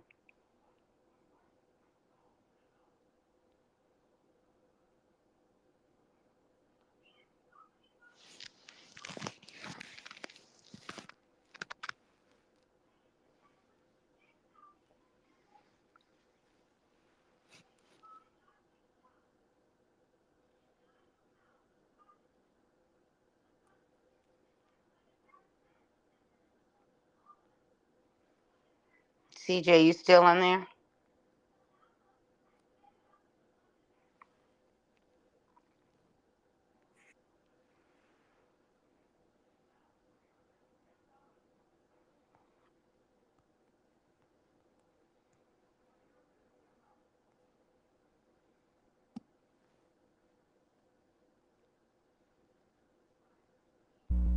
Hello? Yeah. You don't feel what that young man did was wrong? It didn't, and he was remorseful. He was crying and hurt that if someone had got hurt. He didn't want to do that. He had to do that. They were coming after him. It was him or them. And you got to remember, these are big, giant, corn-fed football players. No, but what I'm saying is this: why did he have a knife in the first place? He was at a park. They were at a park. It wasn't at school. They keep that lie going, but it was not at school. And why did he have to get attacked for running out of the rain like everybody else did? How many was it? It was just him and the boy's brother, right? It was two big football twins, bullies. And if you go on their pages, you'll see where all their schools talking about how they're bullies, they're thugs, they're gun-toting, drug-using, that they're just bullies. They just think that they're privileged. They can just, they picked on him because of the color of his skin, no other reason. This boy doesn't have a record. He's not a part of a gang. He wasn't hurting anybody. He was ignoring them when they were calling him the N-word. They're not telling you the whole story. They're only telling you what they want you to, what the media wants to portray, like they do us all the time. This boy, there's nothing they can say about that boy that died that they can't say about this boy and mean it. This boy's a hero. He just saved a drowning kid. He has done nothing but be a ideal citizen. And they're portraying him like he's just a wicked murderer. Like he bought a knife so he could kill somebody. It wasn't like that at all. And he was asking them to leave him alone. He even told them when they invaded his space, when they put their hands on him. He warned them, and that's what you're supposed to do according to Texas law. And they still end up attacking him. That's why he pulled the knife out. He pulled it out of fear that he was gonna die. And we see it every day. We see black boys die in America every single day. So he has every right to fear. He was in fear, and he had every right to be. He was hiding under the tarp.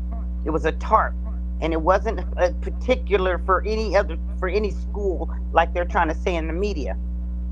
Everybody was running under these tarps. Everybody from different schools, everywhere, whichever one was closest to you is the one you ran under because of that rain. And that's how he ended up under that tarp. And he was not saying anything or bothering anyone. And he was attacked. So I'm glad he had his knife. I'm not condoning murdering of anyone. I don't condone violence, but in this case, I'm glad he had his knife, because we could be sitting here hearing about how he got killed at the football game. I mean, at the track meet. What was they gonna kill him with? Their hands. These are big, strong football players with the history of bullying and beating up people. These weren't some little nice churchgoers. You'll see it. You'll see their family affiliation with the Klan. You're gonna see it. You'll see what's really going on. Truth is coming out. I was just trying to figure out why he had a knife though in the first place though. Seriously. Why wouldn't he have a knife? He's in a racist community and he's a black boy. Why wouldn't he have some protection? What if an animal came after him?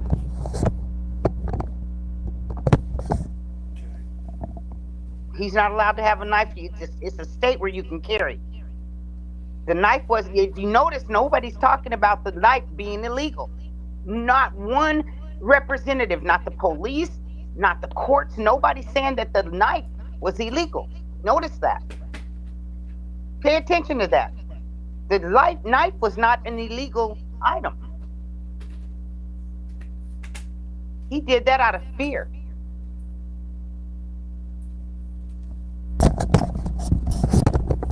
And they put their hands on him before he even went in the bag, according to what the brother just said. They put their hands on him before he went in the bag to get the knife. So if you're being attacked, you better go to your bag and get whatever you can. But were they trying to stop him from going in the bag? No, they were beating on him.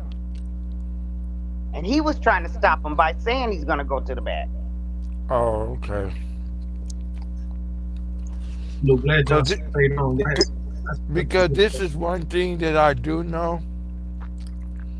That's why I asked why he had a knife. Because when I was younger, I would go grab a knife. But when I go grab that knife, you was cut. So that's why I'm asking. Every time I went and got a knife, I cut you. So if you know you have intentions to cut somebody, I mean, that's another story. Because you know you're going to use it. Shut up. What are you talking about? I'm saying, if you got the knife on you, you know you're going to use it. I did. First of all, he had no idea that the rain was going to come down. That's an act from God. He didn't know the rain was going to come down. He didn't know he was going to be at a park, run under a tarp that doesn't belong to any specific person. Oh, it was raining? It was raining. They were at a track meet. He was winning at the track meet. I think that's what ignited the jealousy. This guy is incredible. This is a superstar. Colleges are looking at him. This guy he's an incredible human being. So he's out there not only winning in football, he's the captain of his football team, but he's also in that track and field, and he's winning the races. So when the rain's coming down and he runs under a tarp, he's not bothering anybody, according to the witnesses. He's not calling anybody racial slurs, but that's what he's being called. He's not bothering me. He's just letting them, don't put your hands on me. And what do? Go put their hands on me.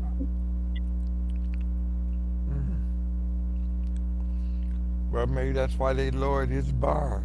Of course that's why they lowered his bond. Of course. They know he shouldn't be in jail.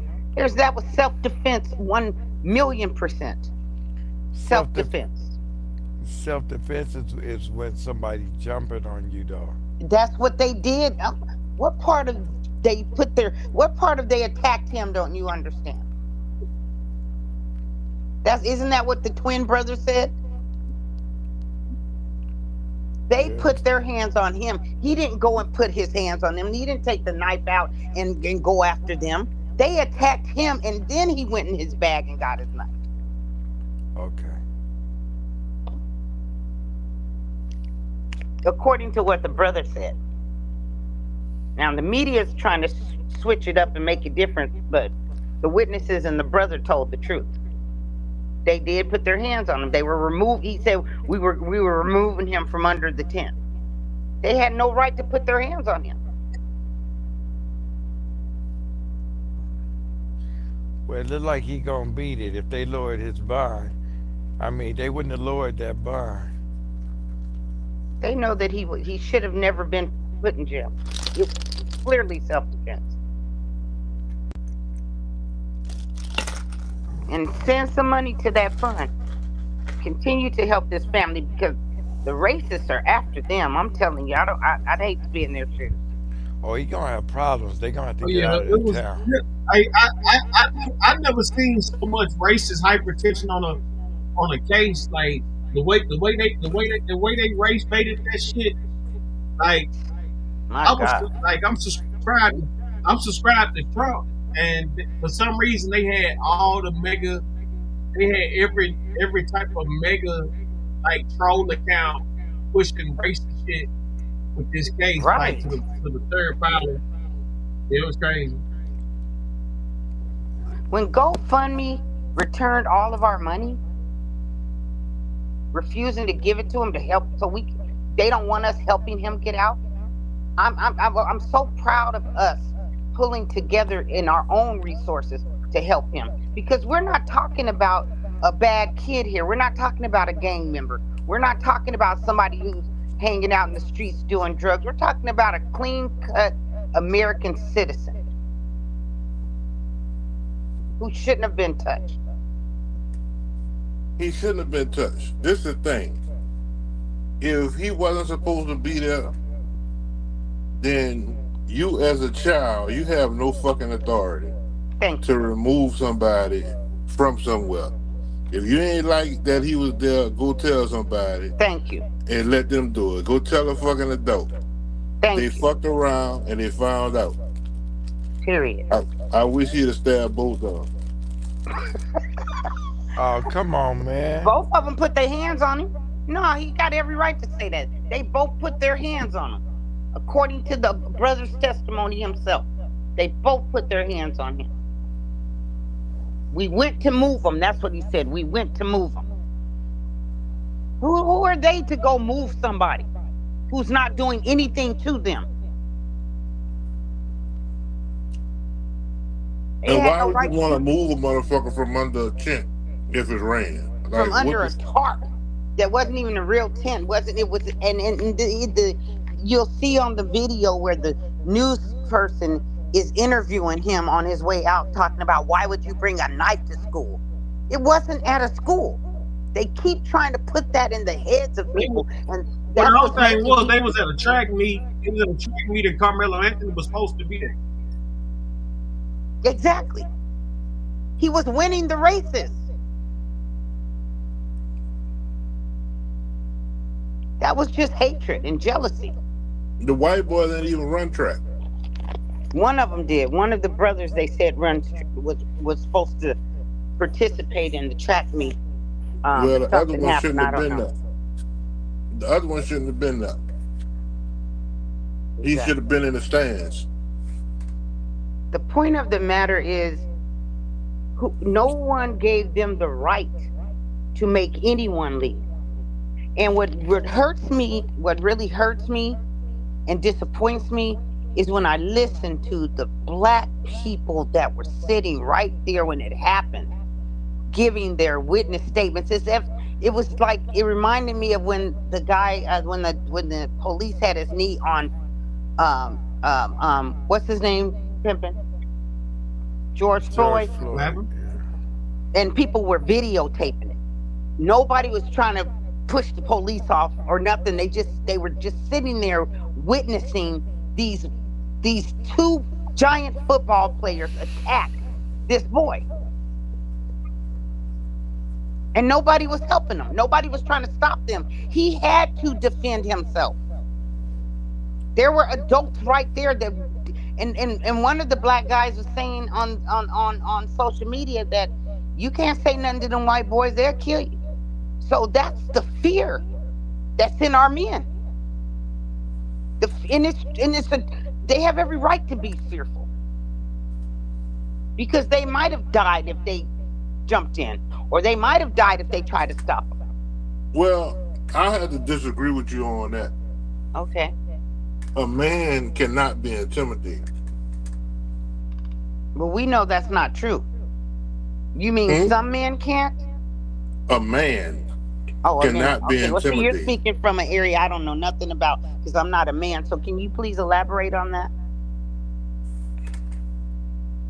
One thing about being a man, see, a lot of women give that title to adult-bodied males. Mm-hmm. Just because you're a male and over the age of 21, that does not qualify you to hold the title of man.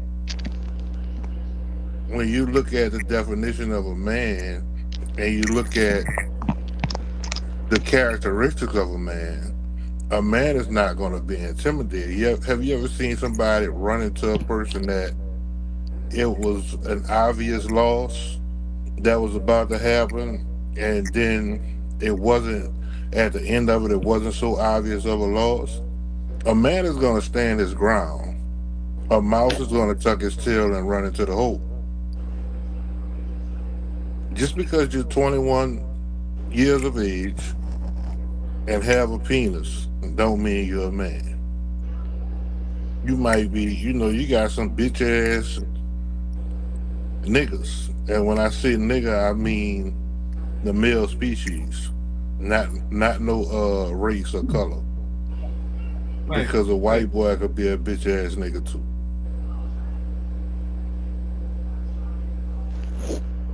A man also can walk away, but a man cannot be intimidated.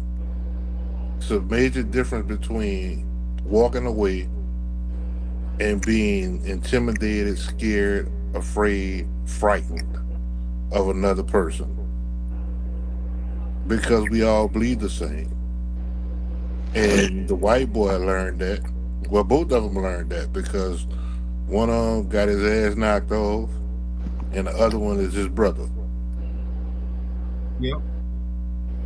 So you remember the incident where the young black man was out jogging and he was looking at this house being remodeled, and he was jogging down the street and two racists in a pickup truck came and beat him to death? Do you recall that? Do you think he was in fear? Do you think he was a man, any less of a man, because he was scared to death that they were gonna kill him? I mean, is that not natural to be in fear for your life? Even though you're a man, you can't be in fear? Is that what you're saying? I say a man cannot be intimidated. And I remember that vividly, like it was yesterday. That man fought for his life. He didn't cower away from it. He did what was necessary to try to save his life. He was trying to live, absolutely. But you don't think that scared him? You don't think he was in fear? Knowing that he's going to die because of the color of his skin, no other reason? If he was scared, that may be a possibility. He may have been fearful, but he was not intimidated. And that's the difference.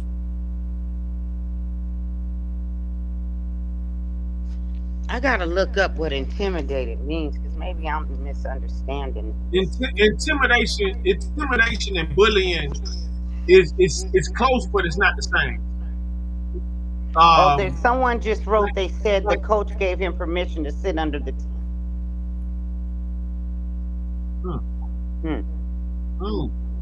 Somebody in the comments just wrote that. Yeah, it's a lot more to the story. We're gonna finish to see what this guy's saying on the show, but then we also look into some of the witnesses and get a point of view. Let's get about 6 minutes in, so it's about 30 minutes. We got 7 minutes already. It's about 6 or 7 minutes for this.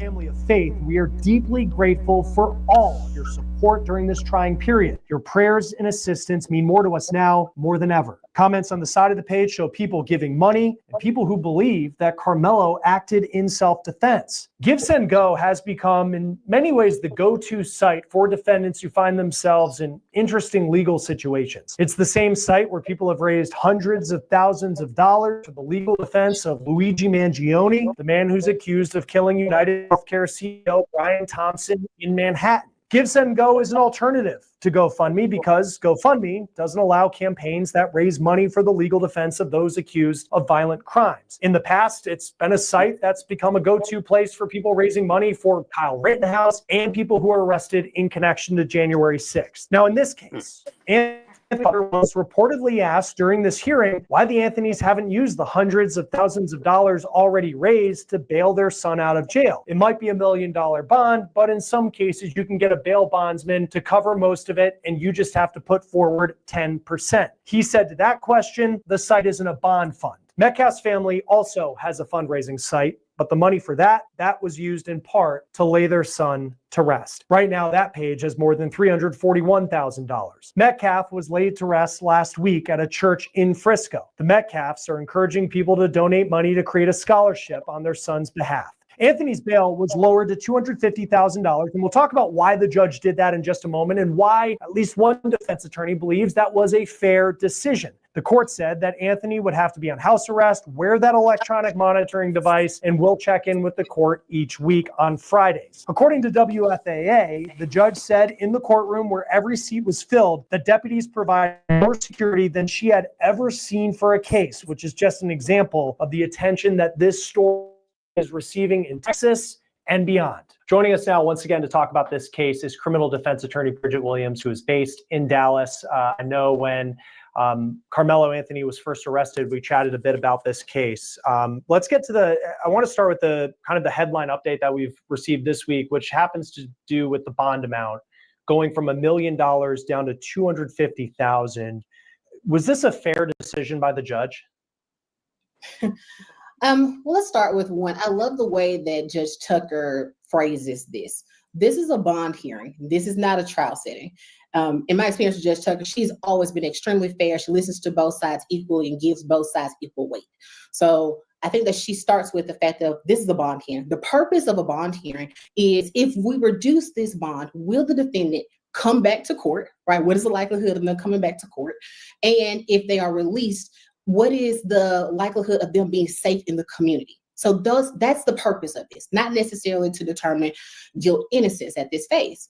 And so I think that this was a very fair decision by the court. She took into account what we call totality of the circumstances and what we use for every single bond hearing, the same elements every time. And then she weighs that and determines what is the correct amount. My understanding is that the defense counsel went in asking for $150,000, the state asking for $1 million. And so it's the judge's job to use judicial discretion based off all of the facts as it relates to the elements for the bond hearing, and then determine what is a proper amount to issue it and also attach conditions as she did do in this circumstance. And because I do think when you look at some of the chatter around any sort of bond decision, and this isn't the only case where kind of public opinion, when a bond decision comes down, has people debating on both sides.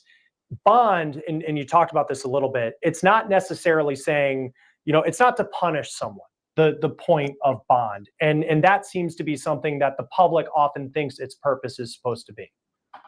That's right. I mean, it's not that at all. It's not supposed to. I think this is actually one of the elements, not to be used as an object of oppression.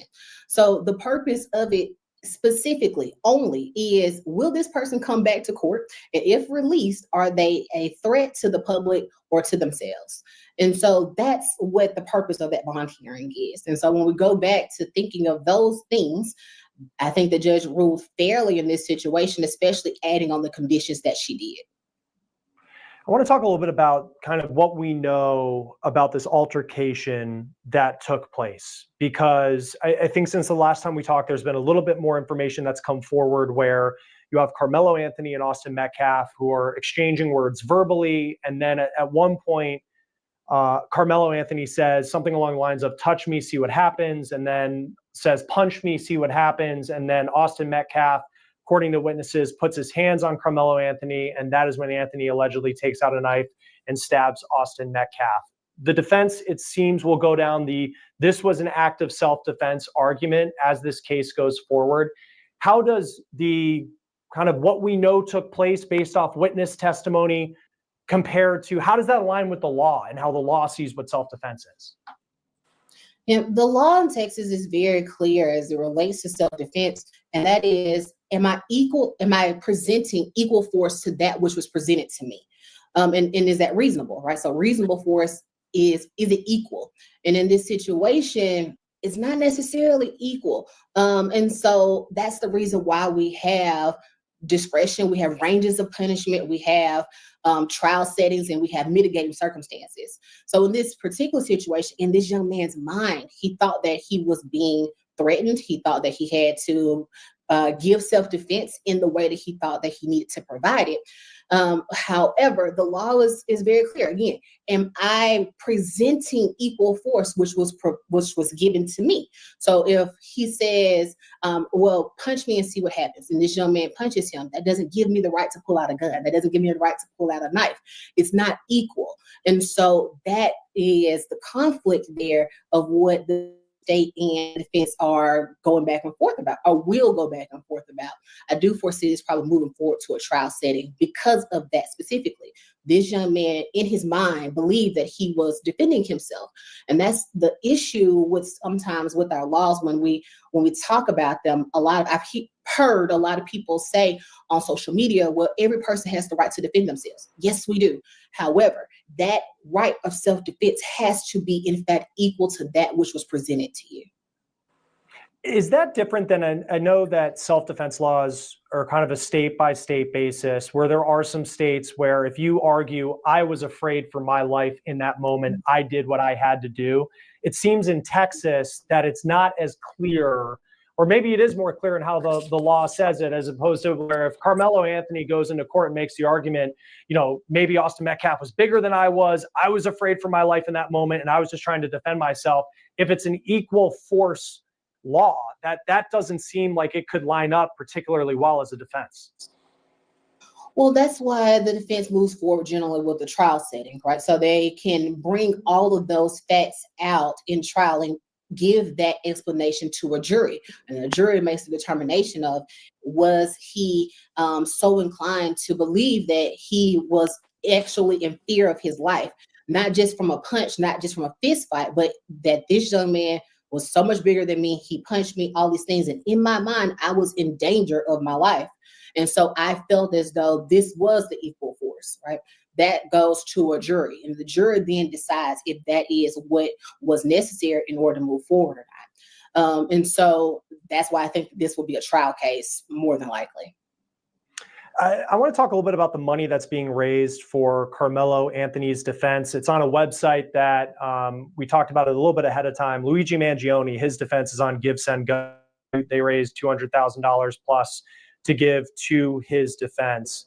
For you as a criminal defense attorney, is this something new that you're seeing, this kind of crowdfunding a defense? What do you make of this movement we're seeing in certain criminal cases where defendants are getting money from the public to pay for what is a right to have a legal defense in a case like this?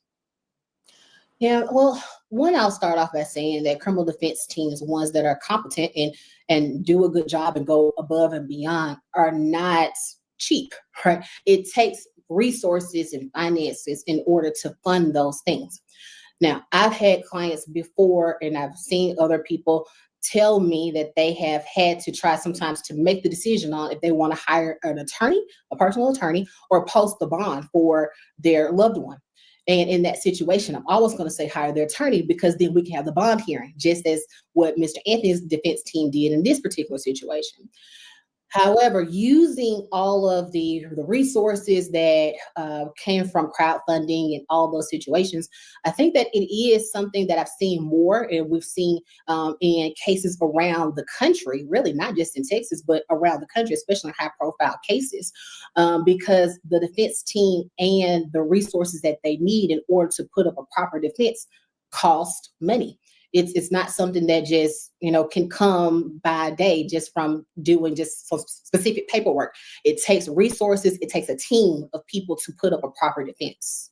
Is it? I remember, and this is kind of on the side, just because Luigi Mangione has been the big kind of crowd-funded defense, at least within the last year, that's been receiving a lot of attention. And I remember his defense attorney initially wasn't sure whether they would accept that money. Is it controversial as a defense team to accept crowdfunding money, or for a defendant to pay for your defense with money that comes from the public?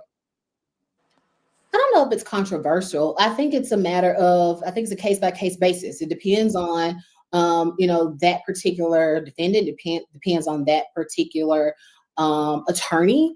Again, because like we stated just a moment ago, it costs money. It's not just the lawyer, but it's also their investigator. It's the staff that's working on the case. It's them taking away that time that they are working on the other cases, really to put a huge emphasis and a huge amount of their time and resources now into this particular case. That's also time away from their families. That's also time away from them doing other things as well. So just like any other job. So they are needing resources to pay that team of individuals that are going to show up and give the first class service to that person to give them the best defense. Not to put you on the spot, but I mean, typically for a very competent, not saying the most, most expensive lawyer that's out there, but if someone was to pay for a criminal defense in a murder case, I mean, considering all the investigators, everything that might go into it, I mean, what typically is the price tag on something like that? That's on the spot question. What I'll say is it depends, right?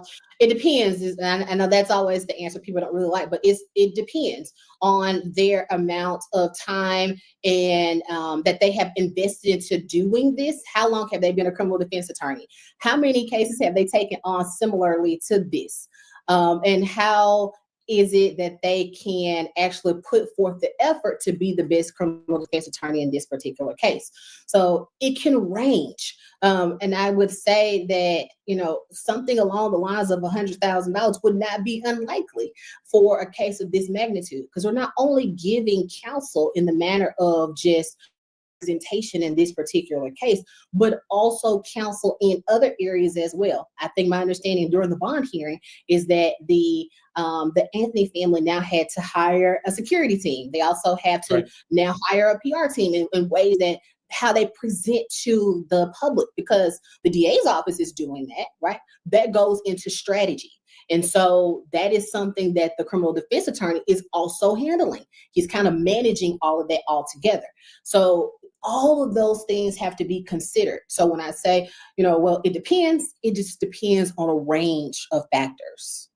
Yeah, and that's why I kind of asked, not to put you on the spot, but it was more, I think people think of what an attorney might charge, but it's all those other elements that someone may not realize leading up to a trial, the amount of people that work on a case and just what the cost of that may be. To this point, cameras haven't been allowed in the courtroom. And I know the judge yesterday reportedly said something, she hadn't seen security like that deputies put around a case, perhaps in her career, or at least in a really long time.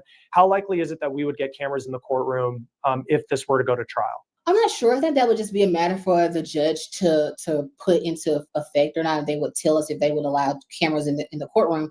But the difference is in this bond hearing, again, we go back to, we're talking specifically about the bond and not a trial setting. The trial setting, the judge at that point, whoever that judge is that will be ruling over it, will have the discretion to say if there will be cameras or not, based off of the safety for each of the witnesses, based off of the safety for the defendant and their families.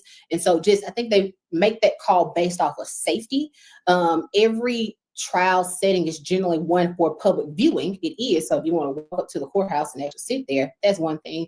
But is it something where the court can determine, is this particular case one that needs to not be on camera or have multiple people in the actual courtroom itself, based off of the safety of all the people who are involved?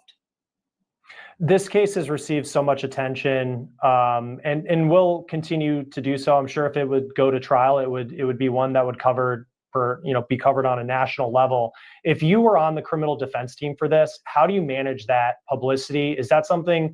Does the attention and the public support that Carmelo Anthony seems to have, just based off the amount of money that's been raised on this site, is that something, the attention, something that would help the defense going forward? You're right in the fact that this has been something that has been national news, and definitely news over in Collin County, Dallas County, around the DFW Metroplex altogether. And so in order to manage that, hiring people who are good in their lane, I think that is imperative, and that's what they have done. They've hired, a great PR team and people who are able to kind of manage that and manage the public view and get out the word that, this may have been self-defense, and this is the reasons why. These are the reasons why he believed that it was self-defense. And so getting that information out to the public in a organized way is definitely something that the defense team is managing and working alongside with people who is their lane to put out information to the public. So I would say yes to the fact that it's something that they need to be doing, but they are doing it, and it's working out pretty well based off of the amount of money that he has raised. There are many people who commit murder that never spend another day free in their lives. In this case, it appears Carmelo Anthony thought at least he was in self-defense. If he would be found guilty because the law doesn't see it that way, what type of punishment could he be looking at? And how much do the facts that surround the case of maybe it was a spur of the moment thing, he didn't mean to do it, if that's the defense's argument, what type of punishment, and I know that this is a long way away, but what type of punishment could he be looking at? Yeah, this is a long way away, and then this is a separate.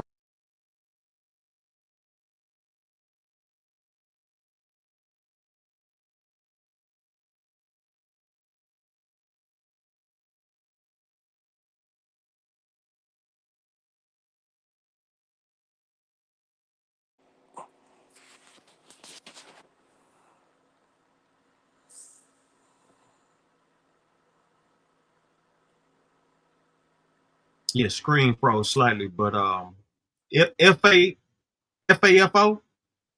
You better believe it. What that? Fuck around. Can you break that down? Fuck around. Oh, fuck around. For real. Hey, look, I'm gonna tell y'all some real shit. This on, you know what I'm saying? This on everything, man. Like, it's a few times I could have been in that same situation. You know what I'm saying? Like, you know what I'm saying? Like, them football players. I'm gonna tell you a story. I can't go into too much detail, but I'm gonna tell you a story. When I was coming up, them football players, especially in them little small towns, them coaches was juicing them boys up. They was on steroids. Yes. And so, they was beating motherfuckers' asses I'm talking about like when they was whooping ass, they whooped ass. Like, I seen a motherfucker get his ass beat by 10 minutes straight. That's a lifetime. Oh, if motherfucker their ass beat, that's a goddamn lifetime. I'm talking about they beat this boy ass, man. One particular time, some bullshit was going on. Hell yeah, I popped that motherfucking kitchen drawer. Phase. So you have guilt, innocence phase, and then you have a punishment phase. So if found guilty, then he has a punishment phase. Murder is a first-degree felony in the state of Texas. Punishment range up to 99 years in the penitentiary, up to a $10,000 fine. However, there is a reason for ranges of punishment, and that is because we have discretion. The state, when they present their case, the judge then has the discretion on what punishment to provide. If they go to the judge, if they go to the jury for punishment, then the jury then has the discretion to determine what is the appropriate amount of years of punishment for this particular person. Now, the ranges of punishment can be anywhere, up to that 99-year time period. And so that's when all of those other mitigating circumstances come into play. He's never been in trouble before. He was a captain of the football team. He had a bright future. All these different things, that information would come up in the actual punishment phase.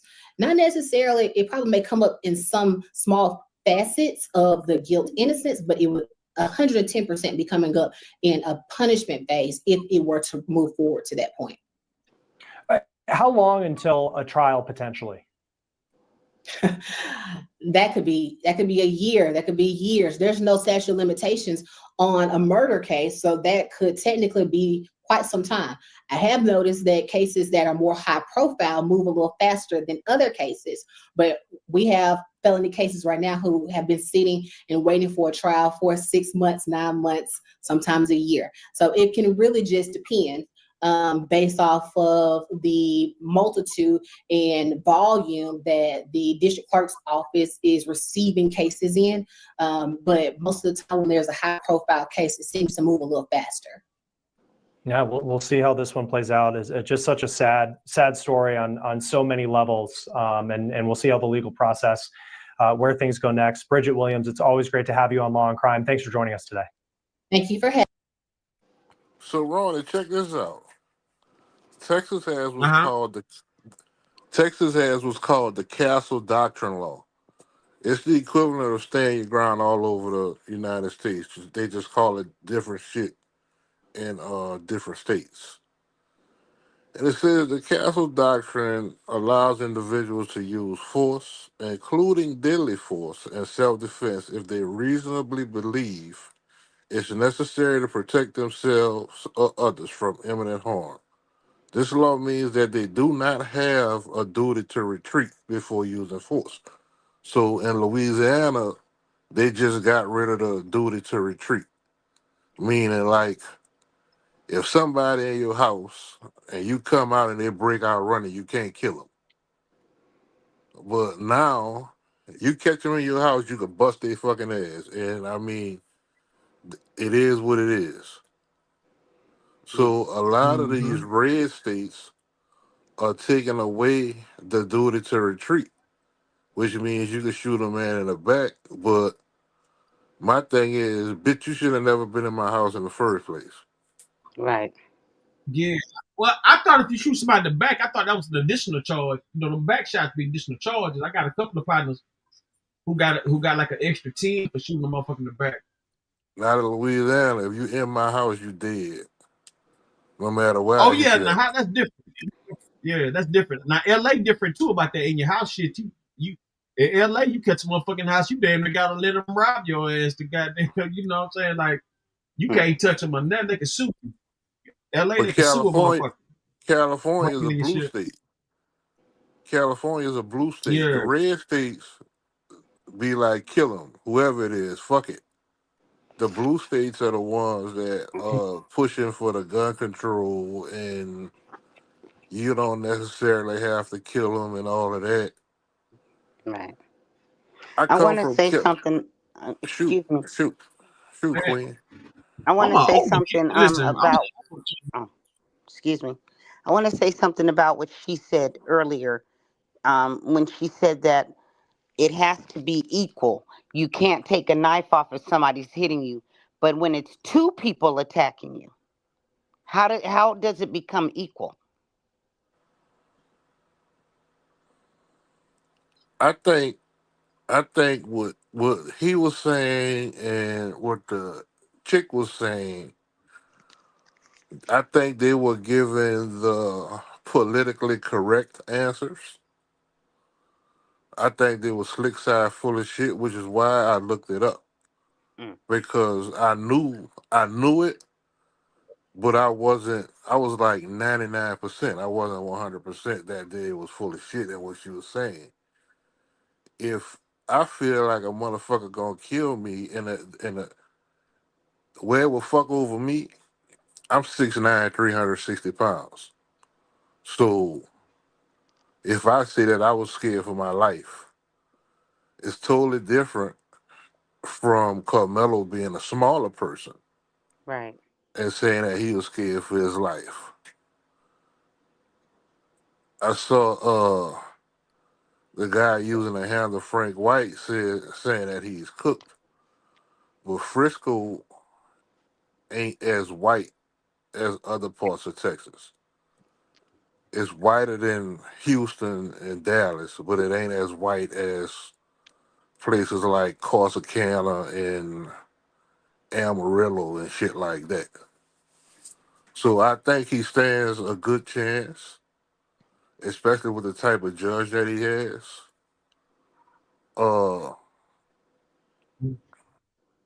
But it's gonna be a rocky road.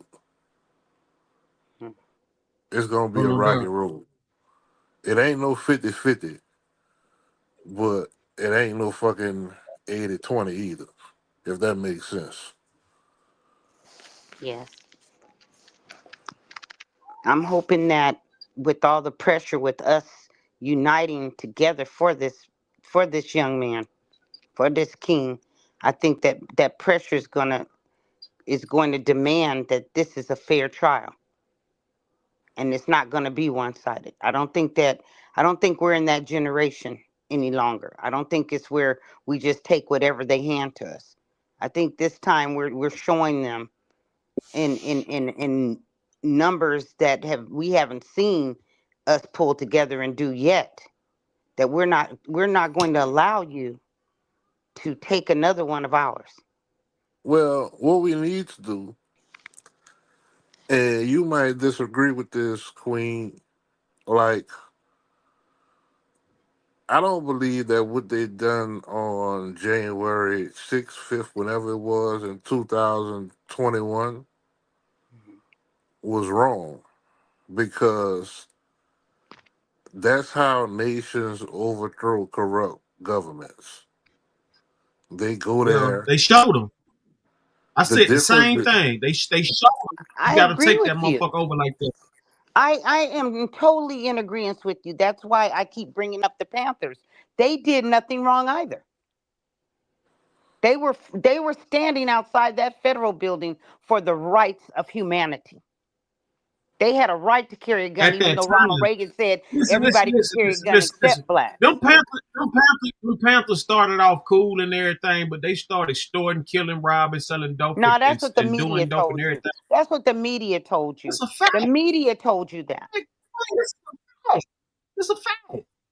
Come, You know how many where have people you were ever? beefing Okay, with them Black hold on. Panthers? Okay, hold on. We can talk about it. Where have you ever seen where they took white women and put them in a men's prison? Why did they do the Panther women that way? Why were they placed in men's prisons? Come on, at some point you have They to was get the doing that because they was reality of killing. what They happened was killing. to the They was Panthers. killing police officers. These were not ignorant people. They They were snatched killing them up police and officers. filled them That's with why they dope, did. and then called them drug addicts. They kidnapped them and shot them up with They was killing drugs and police. threw them back on the streets when they got them all drugged out. These are what they did to the Panthers. You have to understand. I wish my grandmother was alive so she could break it down for you. These people were trying to keep us from going in the direction we're in right now. They were trying to prevent what's happening to Carmelo from ever happening. They were making our communities safe, drug-free, alcohol-free. We didn't have people laying on the grounds. We didn't have buns. They were stopping the pimps. They were keeping the schools. We were educating our children and teaching them the truth about themselves. These were not what the media portrayed them to be. That's what the media put out. I have grown men that are just learning right now about the Black Panthers. They had the same ideology that you have right now and what you're saying. They thought everything the media said was true, rather than digging a little deeper and finding out who these people really were. We had doctors, scholars. These were the young people, like this young man we're talking about right now, violated. They were standing outside the federal building with their licensed guns. The America was saying they didn't have the right to have a gun. That's why they're sitting up in prison. They're not in there because they broke in, went through government mail, tore up people's desks, and killed police officers. They're not in there for that. They're in there for standing outside the federal building with their licensed guns, to the right to carry, because that's what it was. They were allowed to carry everybody but them. And that's what we're saying right now. We have to stop allowing the media, just like the media is trying to sit and tell us all this negative stuff about this young hero. We can't listen to what the media is saying, because the media has been used against us for too long. It's time for us to wake up. That's why we have these platforms, so we can teach the truth. I'm done. Well, I know why the Black Panthers is still in prison, because members of the Black Panthers like Jeff Fort, Willie Lloyd, Larry Hoover created subdivisions that turned into violent street gangs. And a white person, first off, can we all agree that white people are animals and not actually human beings, or they're like GMO? But Can we agree that what now? that white people are GMO. They come from black. Yeah, they were distracted from the albino gene from black people. Yeah. Yeah, okay. But Jeff Fort, Willie Lloyd, Larry Hoover, they were all. Those are all black leaders, all gang leaders. But before they were gang leaders, they were Black Panthers. Yeah, they were, yeah, activists. And they yeah. were not destroying their community, and they were not killing each other because the Panthers taught against that. But Well, when no, they killed their started off. leaders, It was, no. As far as them people no, he yes, just yes, named, yes, it was yes, like yes. it was race. No, it's not. Those were race wars going on in Chicago at that time. It was a lot of white folks going around hunting down black folks, and that's why they started them Yeah, gangs. well, that's a racial that was going on long before the Panthers were. That's why the Panthers were even formed, to prevent that from happening to us, to prevent them from continuously killing us. The Panthers inspired most of them dudes that he just named right there. They was inspired. They by were the with the Panthers, but after, there's an African saying that when the leaders died, the black ants scatter, or they're confused, and it's true. When you had all these positive leaders, you had all these great examples of what you can become. You had these teachers teaching you that you're more than just a name they gave you. You had these organizations coming together in a positive way, and then all of a sudden they kill your leaders. Then the media puts out that your leaders are drug dealers and gang members and thieves, and they put out all this negativity. And what happened? We scattered. And these children that were under the care of these leaders are now given money, guns, houses, and cars to destroy their own communities. There are CIA reports on this. This is not me just talking. This is actual facts. They put the drugs in our community.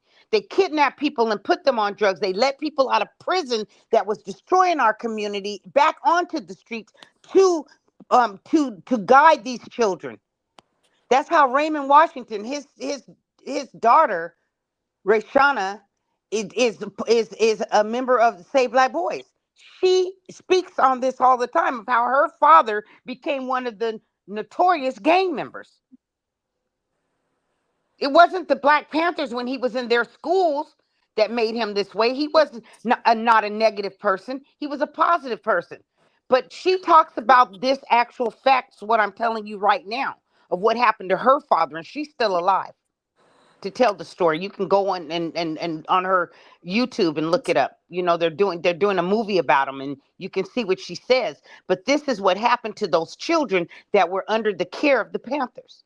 They were deliberately put and forced and taught how to separate and divide from one another. So you have one side that's representing a blue rag, another side representing a red rag, and who's controlling both sides? The police, the CIA, the government is controlling both of them and teaching them to hate one another. They're killing one of the members of the set or the community, and then throwing a rag on top of the body, and then all these people from this set are over there trying to kill the others, thinking that they did it, and the whole time it was set up for the police. They still do the same thing to this day. We saw it with Nipsey Hussle. Why was Big U even allowed to be in the position he was? The FBI knew everything that was going on. Everything. But they were allowing them to kill the leaders. Nothing's changed. It's just new names, same game. We have to wake up and understand what's going on here. I'm done. So what I was saying was that's why the Black Panthers, the leaders of the Black Panthers, Jeff Ford, Larry Hoover, Willie Lloyd, are incarcerated because they're so influential Yes. that they can create the uprising amongst black people. The motherfuckers who did what they did on January 6th were nothing but a bunch of followers. So it's no, like the sister said, them niggas ain't no threat for real. Right. Them Black Panthers and them gang leaders are threats if they hit these fucking streets. Larry Hoover been locked up since the 70s. Hmm. It's 2025. I think Jeff Fort was locked up before Larry Hoover. And these niggas still alive. Come on. Come on. But you let one of them niggas out, the whole landscape of gangs go fucking change. Thank you. Thank you. Thank you. Thank Suge you, Knight, King. Thank you. Suge Knight had too much influence. They locked him up. Tookie Williams had too much influence. They killed him, even though it was for nothing. Thank So you. what they gonna do to? I don't identify as black because black You're means not a dead color. in the law. But if you're a melanated person that is influential to other people to where you can create a movement, Malcolm X, they killed him. Martin Luther King, they killed him. Marcus Garvey. Killed Noble him. Drew Ali. Come on. So it's like, Puffy, I don't know if this nigga had baby oil. He was fucking niggas and, but he's a black billionaire. So either they gonna kill you or they gonna throw you away. They couldn't really kill him. Look at the guy in Africa. His security team, they were offered $5 million to assassinate him. All of them turned it down. Is that So the it's one who You talking about talked about the shots? Gaddafi? huh? Who are you talking Gaddafi? about? Nah, there's a new dude. This new dude, not Gaddafi. There's another. Oh, the one with the Oh, you beret? talking about that general, the guy with the Yeah. military? He be walking around Yeah. with the I military like him. uniform on. Yeah, I like him. With he got the cut on his face. He keep a pistol on it. yeah. They're trying to knock him off right now, Yeah, but they can't. yeah. They They tried to can't. kill. They tried to kill him like last month, about a week ago or something like that. Yeah, but they can't infiltrate the security team, and that's the thing. Yeah. He never wears a suit. He always a military. Yeah, because he know it Gotta could go stay down ready. at any minute. But I like how the people are protecting him. Yeah, It's not like our leader can get pulled over by the police and end up dead. I still can't fathom how anybody could have taken someone out of a back seat like Noble Drew Ali and take him to a prison when there should have been brothers all around him to where no one should have been able to touch him. The same for all of our leaders. How were they able to get to them if it wasn't an inside job?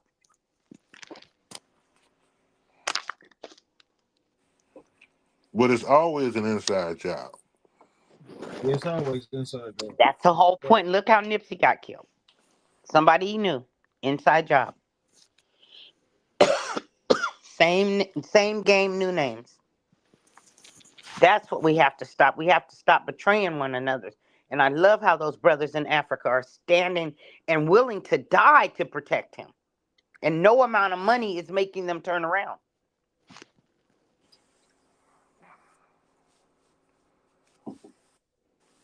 That was Because if you a great think example. about it, Thank you for sharing that. if you think about it, $5 million ain't shit when you're on the land that has Real all the talk. resources. Thank you. Thank Yeah, you. like them motherfuckers, them Arabians and all them motherfuckers could buy 1 million fucking Trump cards. Yeah. You can't offer a nigga who making X amount of dollars, 5 pennies to do some betrayal type of shit. You can only offer that to a motherfucker who ain't got shit. Right. A Right. motherfucker who's not being treated right by Or the one you elite. just let out of prison.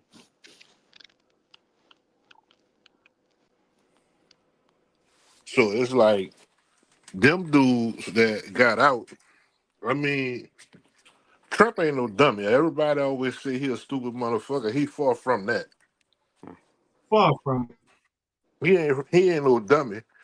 And then another thing you got to think about, like, it's certain things that presidents say they gonna do, but they really don't have the authority to do it.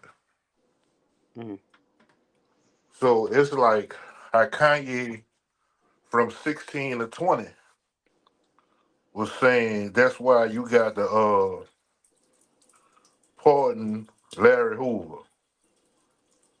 He gave it real consideration. I know that because I know people who's had conversations with Trump.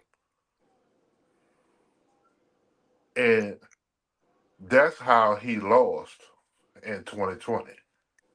Because he gave that real consideration. Wow. Well, So they cheated. That 2020, they definitely rigged that. That shit was rigged like a motherfucker. So they kicked him out in 2020. 21. He was betrayed by Republicans who were working with the Democrats. Because when he got in, Wow. he ran his first election with his own money, which means he didn't owe anybody shit. And he got in that bitch and went to tripping, doing what the fuck he wanted. And then he got spooked. We got to get this motherfucker out of here. And then Joe Biden, the dementia kicked in, and he waited till the end of the fucking till it was 5-6 months before the election, and dropped out. Well, who better to go back in than a motherfucker who already been in there? Mm. Like, I believe that Hillary Clinton is the most powerful female political figure right now. And if she I couldn't mean, be, I she's don't been think. there for 30 years. Huh? Past 30 I years, want to she's know been why like he says that. the past 30 years, she's been the top. She's been the top female. Hillary Clinton dangerous as hell. Because she's a politician who was a former first lady. She didn't get into politics because her husband was in politics. She was already in politics. You know, when they met and got married or whatever. It wasn't no new shit for her. And what a lot of people don't want to look at, didn't want to look at, ain't no fucking woman beating Trump. Because you still have misogyny in this world. So there's a lot of people that's saying black men sold out the black woman and they voted for Trump. Misogyny is something that's a gender thing. It ain't got nothing to do with race, the way you look. You gotta think about, I got a partner, friend of mine, been friends since motherfucking elementary. And his girl run the house. He'll never admit that, but that's what it is because that's what I've seen. And I know that he voted for Trump. I got another partner. He got put out. She put him out on the streets. All he fuck with now is white girls. He voted for Trump. And it's like we say that the black men didn't do what they were supposed to do without looking at the trauma behind the reasons for what they did, why they did what they did do. Right. Yeah. Ain't Because too many black. Yeah, you right. You 1000% right about Kamala don't identify as black. She that at all. identifies as what she is. And it's not So, because she don't like black people. It's because she ain't fucking stupid. And she understand that black ain't no fucking race. Exactly. How people always They say, know who we are. We don't. how people always talk about reparations. Africa is not a country, it's a continent. Right. So we could thank Jesse Jackson for that, for calling us African Americans. He did that. He made that the popular term because people didn't want to be called colored, or Negro, or black, which those three are also not nationalities. Exactly. You have to declare your nationality. You have to get your status corrected before you can say anything about a birth certificate. Right. But what a lot of people don't want to do, they don't want to get with the $5 Indians who are not Native Americans, the Mongolians, because they know that we are the original natives, but they can't humble themselves enough to find out from the Mongolians what their status is and prove their status to get the fucking $5,700 a month that these fucking Mongolians are getting. And incarceration don't stop it because them fucking fake Indians, they'll get on a poker table and lose $2,000. And they'll be Right. like, man, just wait till the first when I get my check. And they pay up every time. And it's been going on for a long time. And now what the Mongolians doing, like when you go west and north, especially the Pacific Northwest, they got all the fucking casinos. Ain't no fucking regular casinos like in Vegas, in Oregon, in Washington, and Idaho and shit. It's all Indian fucking shit. Arizona too. And that's fucking wild. That's wild. It's fucking Yeah. crazy. But as long as we keep on, I mean, T.I. said this shit 10 And they years got it ago. for us dying through the civil rights movement. They benefit. what Ti Yeah. what Ti said? T.I. said we'll never get reparations as long as we keep calling ourselves black. Yeah, black Well, is the color. It's the not a Moors have been saying that for how long? What is it? yeah. I Black think it's still 50 cents to get your nationality card and understand your creed. But you that's over a lot of heads, and people don't want to be identified as they don't want to group themselves with each other. We don't want to group ourselves with each other. We'd rather stay under that title of Negro, black, or color.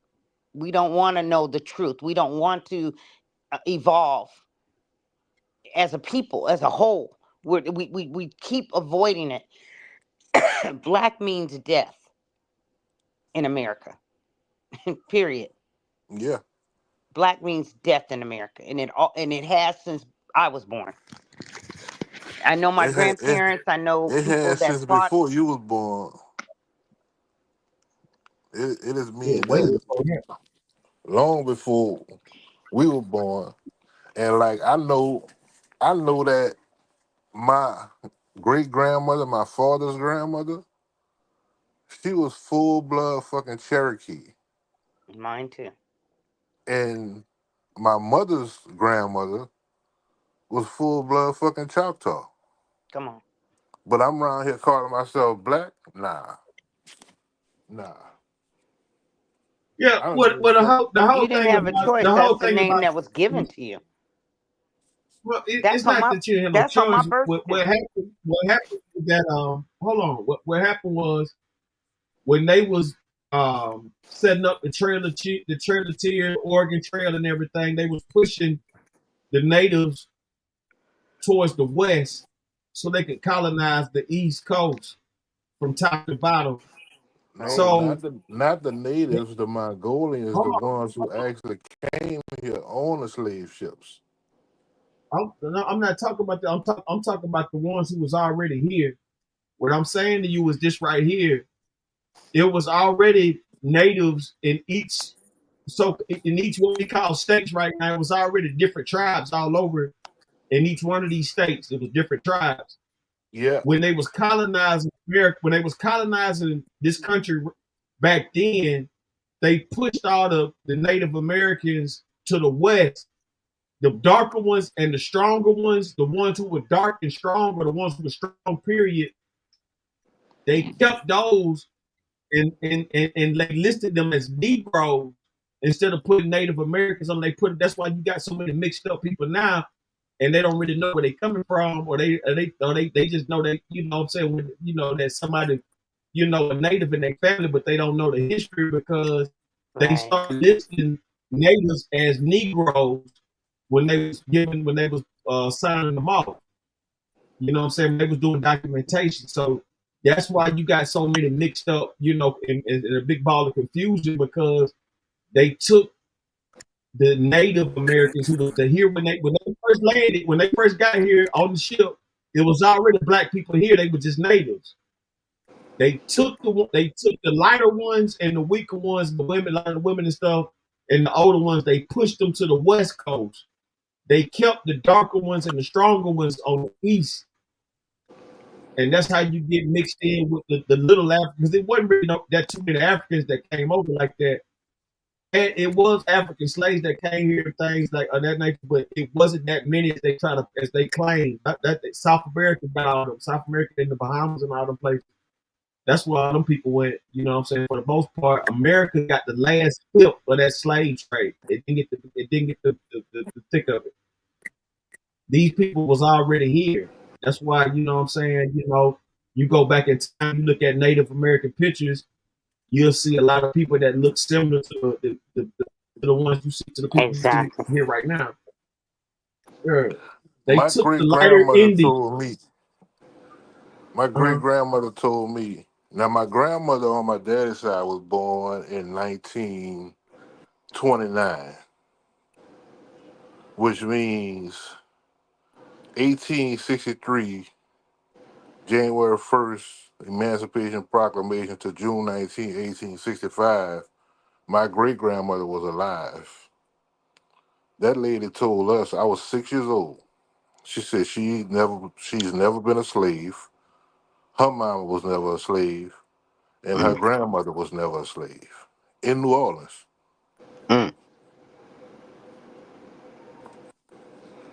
But New Orleans fought against it. They rebelled. Yeah. So they fought against it. And I mean, we didn't just sit back and say we're gonna be slaves. It didn't happen like that. A lot of the slaves that we know about were children. Louisiana still had free people. It wasn't. It was a mix up. Everybody wasn't slaves in Louisiana like that. Louisiana did have slaves, but most parts in Louisiana you could buy your freedom and get out of there. They did have some of the worst type of slave masters. They was branding they slaves on the head. You know what I'm saying? Like they'll put a big old brand. Yeah, they was branding them on the head instead of like other body parts. They'll put it on their forehead. But Louisiana was a mixed up state because they had so many Haitians and Native Americans and the Africans did come, but it was like I said, the invasion of them Africans was like what they try to make like South America got most of them Africans that they claiming.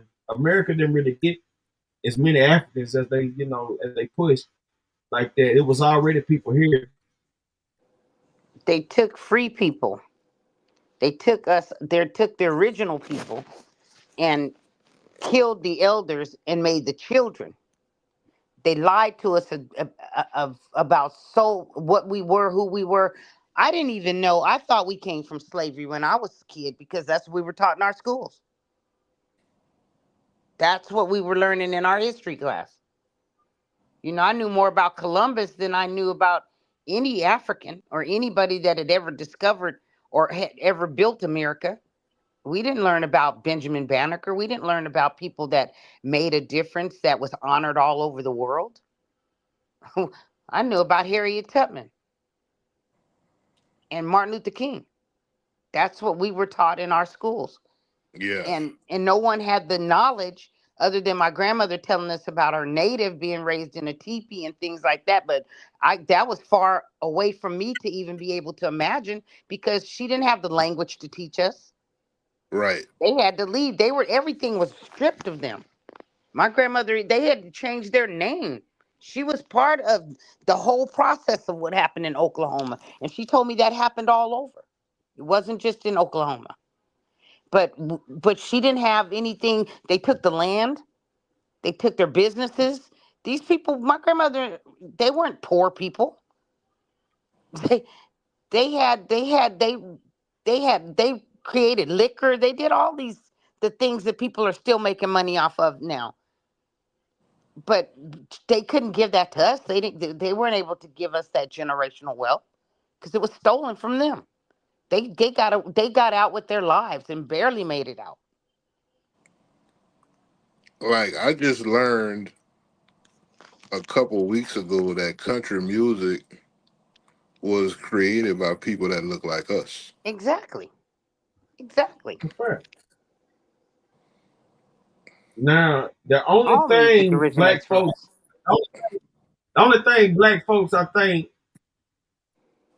from my understanding, knowing history, the only thing black folks really took from somebody was, as far as like some culture shit, was that tap dancing.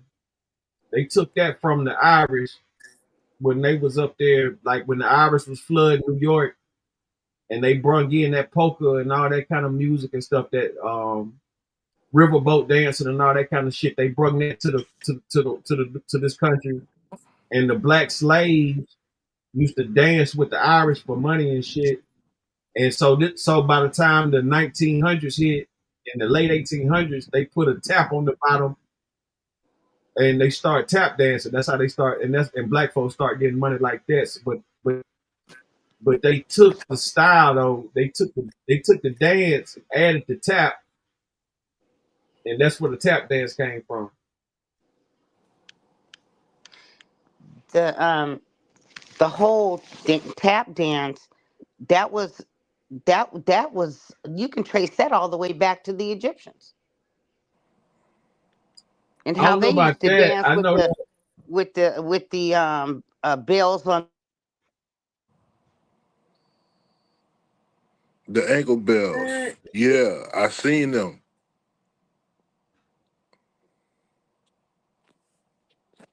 That's really, the Egyptians really do more belly dancing and stuff like that.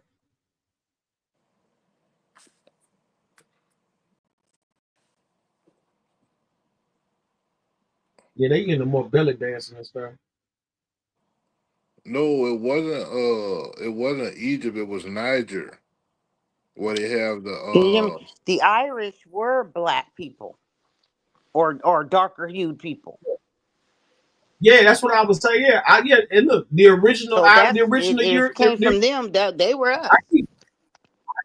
I keep telling you, the original continent of Europe was inhabited by black people first, and they found the new land past the ice wall, and that's where the original ones went to. The St. John polka dot guys. Those black leaders from that time, the Moors and all that kind of stuff. The people that ran Europe, they found the gap past the Antarctica and everything, and they went through there, and that's where they, you know what I'm saying, that's where those people are at. Like Europe was covered by black people. Mm-hmm. The medieval times, like all that kind of stuff, that's where they get all that stuff from. It was black people in Europe, and they left them all those buildings you see, all those coliseums and everything like that. They left that to those white people that came in the Julius Caesar, all that kind of stuff. They left that to them people. They found the new land. You know what I'm saying? So you ain't gotta wonder about like where this and where that whole Wakanda and all that kind of stuff. Some of that concept is real as far as, you know, a Nubian race with high power, with extraterrestrial power. It's very real, but it's not in our realm. It's not within the ice wall. Right. It ain't within. That's what I'm trying to tell you. The Europeans that was black before the white ones came in from the Caucasus Mountains, they found the passageway out of this ice wall. And so when they left and took that, you know, that's where the upperclassmen of black people were. They were in Europe, you know, for quite some time, about, you know what I'm saying, over 1,000 or so years. And then you had, like, for example, it'll go from Europe, then you had North Africa, then you had, you know, Mid Africa, South Africa, and all that kind of stuff. And it was basically a tier. The wealthiest, the richest, the powerfulest Africans, they were in Europe. And so, like, once they found the new passageway to get up out of there with everything, they got up out of there and left everything to the white folks. And that's where everything you see from them, it was pretty much handed down from the black folks who inhabited that land prior to that. The Moors has a lot of truth to it, but I don't believe in religion. Yeah. I believe You said the Moors had a lot of truth, but you don't believe in what now? I don't believe in religion. Okay, right. Like the the Moroccan American treaty is, what is it, 3 times as long as the Antarctic treaty. So getting with those guys, if you could get with those guys and pick their brains and not allow the Islam that has infiltrated the Moors, because you have a lot of Moors that are not a part of the Moorish Science Temple.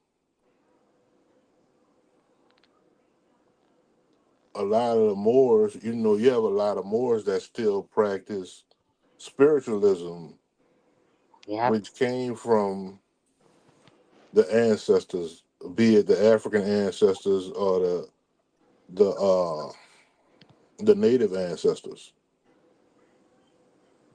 Think about, like, Magic Johnson is 2025, and Magic Johnson announced that he was HIV positive in 1992. That's 33 years. You got 3 stages of HIV. You got the acute, you got the fucking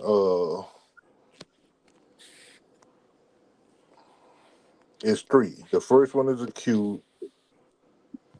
The second one is, damn, what the fuck is this second one? The acute infection, that's when you ain't fucking with you. The chronic infection, and then you got AIDS. That's the 3rd stage of HIV. In 1992, that averaged to be about 10 to 12 years. Magic Johnson been HIV positive for 33 years. But then you have some beliefs that Dr. Sebi actually cured him. And it's in the Catholic Bible, but it's not in the King James version of the New Bible, the non-Catholic Bible. All of the cures to all the diseases are in the plants all around the world. And it's believed that Dr. Sebi was cured by Magic Johnson. Lisa Left Eye Lopez went there for some chronic disease, and it was cured, and they had to kill her before she made it back.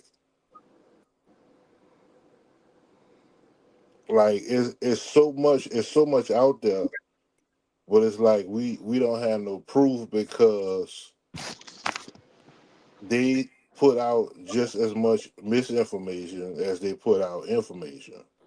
Mm-hmm. And that's where they Right. fucked over us at. That's how they were able to trick the Moors. Yeah. When they told the Moors that they were going to be the rulers over the Americas, so they got them to kill their women, their queens, and But that. no, they never tricked the Moors. Is the one writing all the Who rules. do They you ain't think never tricked led nobody. them to who do you think was able to navigate? They didn't know how to navigate. They didn't know how to go through those Yeah, that's what through I'm the saying. The waters, Moors. and they didn't know anything. The That's what I'm Moors saying to you. taught them the Moors taught That's what them I'm saying. civilization, taught them how to Moors are bathe. the What are you ones. talking about? Yeah, the Moors are the The ones Moors that ruled went in. over the Moors ruled over nations for Yeah, decades. so how you saying they tricked the Moors? I'm They never saying that tricked the Moors I'm before. saying that because they promised the Moors the Americas. And when they and the Moors did everything that they told them. They were Wait, the ones listen, they were teaching them. Hold listen on, to what hold I'm on a saying. second. I know a little bit about this. I don't know a lot, but I know a little bit. I know a little bit. See, it's just like the Moors taking on the native tongue of Arabic. They had their own language. We had languages before the Arabics invaded Cubalon. We had our own tongue, and we adapted their principles because the Arabics tricked the Moors into believing that they were brothers. And as soon as they got everything they wanted, they turned on them. They literally started messing with their women. They started the alcoholism, and they started killing off their queens, because you got to remember, you have queens that you can learn about right now that really existed. Like what they in the Bible, they talk about Nehemiah building the wall, but Queen Nadi really did build the wall around her kingdom. She was a real human being that really existed. She even took the head off the statue of Caesar and put it under the ground, so her tribe can walk over his head all the time, going into her home, to make sure that they understood that she was not to be tampered with. The women were the power. And I'm not saying that women are over men, don't get it twisted at all. But the women protected the men. So if you get rid of the women, and the Arabs knew this, if you get rid of their women, get them to get rid of their women and tell them that they're the man and they're supposed to be the ones who lead, not women, then they knew that that would weaken them as beings, because you're taking the porthole of God away. And I don't know if that's going to trip some people out or whatever, but that's what happened. They killed off their strength. It's just like killing the queen bee. You can't kill her because she keeps producing. And you can't kill the woman because until we learn that we need each other. I need you, you need me. We can't. But they convinced us that we don't need each other. That the men should rule, and the men should be over this, and the men should be over that, and we're going to let you be over the Americas. And it was all a game. That's where misogyny comes from, because do you know that when a man ejaculates into a woman, that DNA never goes away, whether she get pregnant or not. Exactly. Which is why a woman could have a baby for one man, and that baby could look like, say a woman's been married for 20 years, and then she divorces, marries another man, they get pregnant. The baby look like this husband that she was with for 20 years because he's been ejaculating in her for 20 years. So soul ties. It's a soul tie. So the DNA of the baby is going to match the father, but the DNA of that previous man becomes a part of the woman every time he ejaculates on her. And the baby come out looking like the other dude, but this old boy baby, it's the new dude baby, but he has some of the other dude's DNA because that DNA stays inside the woman. And we've seen examples of that on how a woman can have two different races of babies. Yeah. She could be with a European, but she can give birth to a twin, and one of them's from the last man she was with. That's going on to this day. Yeah. There are That living ain't gonna, examples of that. that ain't gonna stop. That's why it's viewed that women need to be more conservative with their sex lives. But it's been about 100 years now when the women's empowerment prohibition movement happened, and now I guess it was starting in like the 70s or 80s where free love became a thing with the hippies, where you could fuck who you want. You don't have to stick to one man. You don't have to stick to one woman. You just fuck whoever you want. And the craziest part about it, like, we're the only species on the earth that commits to one person. Well, that's for tax. That was for tax reasons. America bring that bullshit in, so you can't be no bigger motherfucker than the rest. Like, they made sure that you had a couple, a man and a woman, so you couldn't have 5 women and 1 man, and you got all kind of incomes coming in, or you got 5 men, 1 woman. You got, well, it's okay when a woman do it, but like I said, America made sure that it was not going to be no polygamy or whatever. They did that for tax reasons. They, you know what I'm saying, to keep certain people in a certain tax bracket. But you have several people that are using the First Amendment to get around that. Well, the Amish got like 5, 10 wives and everything like that. They don't believe in the Amish get away with it in America. Different state of law, their religious beliefs. Well, just like the well, I Muslims, think they have 10 and 12 wives. I think the Colorado, I think Utah, Colorado, and one more state, or those two, it's one of the two. They the only ones that really got it where you can get married to more than one person. And but you could do Utah, it. You could do it in any state. You could do it in any state legally if you use that First Amendment, because it's not just freedom of speech; it's freedom of religion. That's right. It's freedom of the press. Like, a lot of people don't know them 10 most important first 10 amendments. The rest of them don't matter. Like, the Emancipation Proclamation did not free slaves. All the Emancipation Proclamation did was start the prison industry. Because it says no, I think it's 13 or 14, it said nobody will be subject to involuntary servitude unless for conviction of a crime. And they've been trying to fight that for a long time, because you go to jail, you definitely picking some fucking cotton. I know in Louisiana you are. I know in Right. Mississippi you are. I know in Arkansas you are. I can't speak for no other states because I ain't been to, state prison in no other states. And the feds, you ain't doing that because they ain't allowing that. They're not allowing the involuntary servitude in the feds.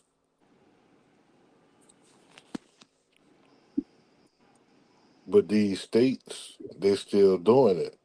Like Louisiana State Penitentiary in Angola, it's LSP, and it's nicknamed the last slave plantation. But the craziest thing about it is that it's not really a nickname.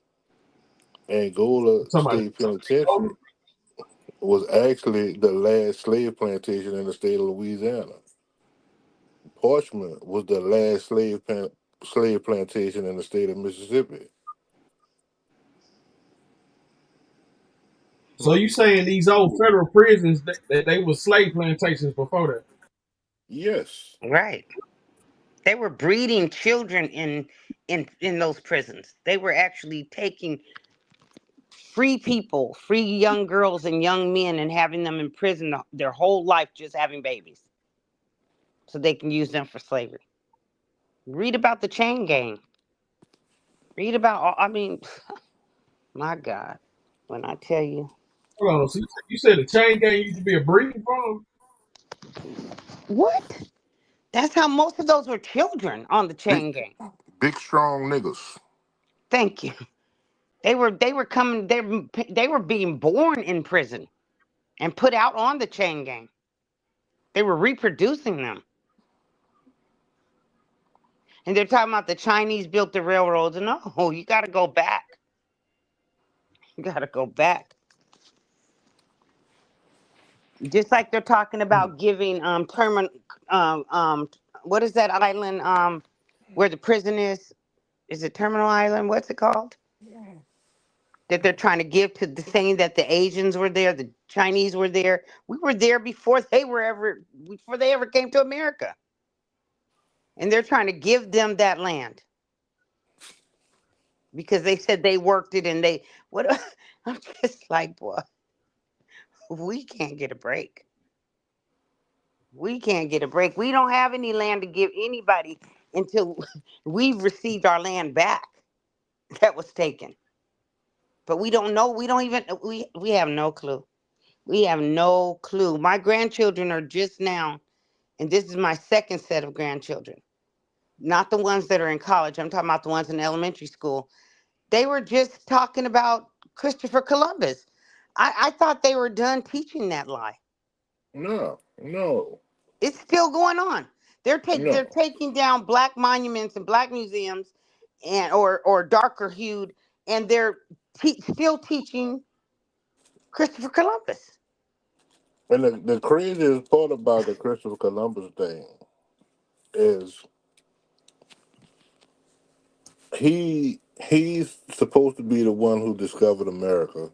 Exactly. But America is named after a Spaniard, Americus Vespucci. Thank you. So, and the Moors ruled over Spain for how many? 40 years? no, they ruled over Spain over 100 years. But we don't know that. We're not being taught that. Have no clue. They ain't gonna tell you that.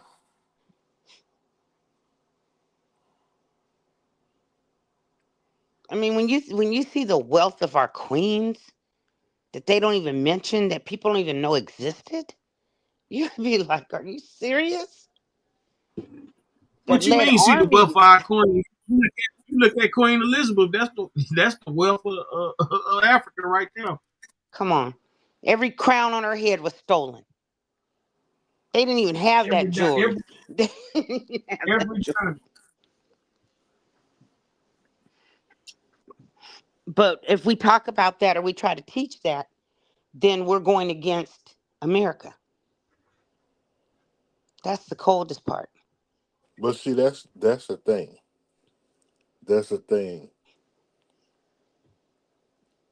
It's not going against America. See, we the trick was the trick was they categorized and grouped America with the United States, but that's two totally different jurisdictions. Right. Right.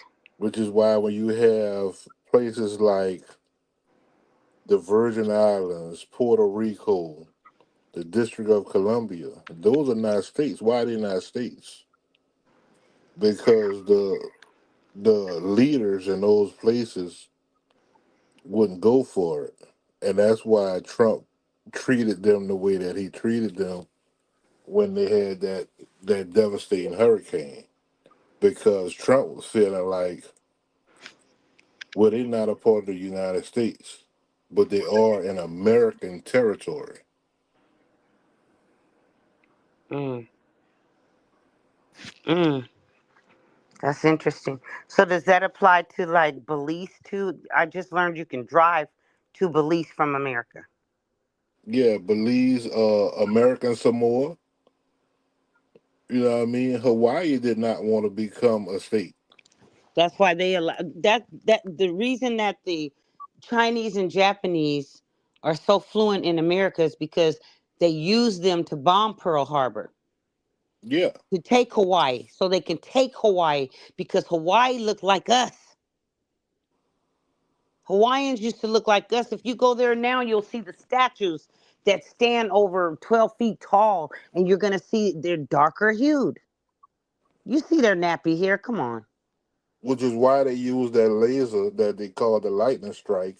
Right. To fuck Hawaii up. Right.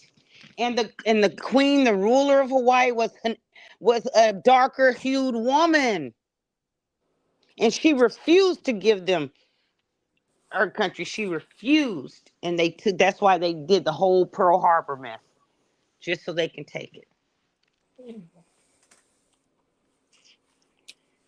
Whew. Yeah, but they fucked around and found out with Pearl Harbor. Didn't they though? Well, the whole thing about Pearl Harbor, they was really using that to test out they new weapons and stuff. They knew that they was gonna hit that island, and so basically what they wanted to do was use that to take over Hawaii completely, and then not only to get certain things out of Hawaii, but they used that to test out that atomic bomb. They need to use it on somebody. And then after they used that atomic bomb, that's when you get all the UFOs and sightings and all that kind of shit started coming through after that. But that's when like other extraterrestrial sources came to see what was going on. Yeah. I wasn't here. Once they got that, yeah. And that's what I keep trying to tell you about. Yeah, when she started talking about crowd was seen beyond the ice wall. That's what I'm trying. Yeah, they said that shit was so big, it was seen beyond the ice wall. Beyond the ice wall, you see it was up there in space. You can see that's how far that was. But check it out though. That's why I was trying to get it off. Like they can't nobody sell the Moors out. The Moors was the ones. Like I said, Europe was inhabited by black people. The most sophisticated, top of the line black folks was in Europe first. Columbus was black. Exactly. Russia, everywhere. There's nowhere that we were not. Yeah. Listen to what I'm saying though. They evacuated Europe and left it for the white people and went to another realm of this world. Outside of the ice wall. We're in an ice wall. We're surrounded by ice. And in these ice walls, there's little gaps you can go through, whatever, to get to the other rim. I sent you the maps, different maps of the world. I thought we weren't even allowed to go through the ice wall or to the other side. I thought we were forbidden. I'm telling you what's going on, Queen. Are you listening to me? I'm hearing you. Black right folks now. already. Yeah, the people that was in Europe before the Queen Elizabeth, before the Portuguese, before all that, it was all black. Mm-hmm. The white folks was up over there in Russia, in the Russia region. It was the Caucasus Mountains, the same mountains that's here to this day. Like I said, if you go watch 1300, if you go watch the movie 13th Warrior and all that, those were the original white folks and everything. They were coming out of cage and everything of that nature. Those are who they were. It was sophisticated black people in Europe prior to all of that. Once they found other parts of the world, they left this behind and went to a whole new place. And they, I'm assuming they got different technology and things like that. They still pop up here and there, whatever. But nevertheless, though, they never did nothing played over no Moors. The Moors know what time it is. The ones who really know what's up. If you look at them African news clips or them African movies, you see them red hat motherfuckers doing all that dictating and killing people and shit. The RUF, all that shit is under that Moor shit. They all come from they all cousins and branches off of that to that. You know what I'm saying? So it's certain black folks who ain't never had no problems in this world because they deal with white folks and they let them think they got power and they play over everybody with these different type of tools. All this shit is sorcery. That phone you own, that's sorcery. The TV you watch is sorcery. All this shit is sorcery. Radios, all that shit is sorcery.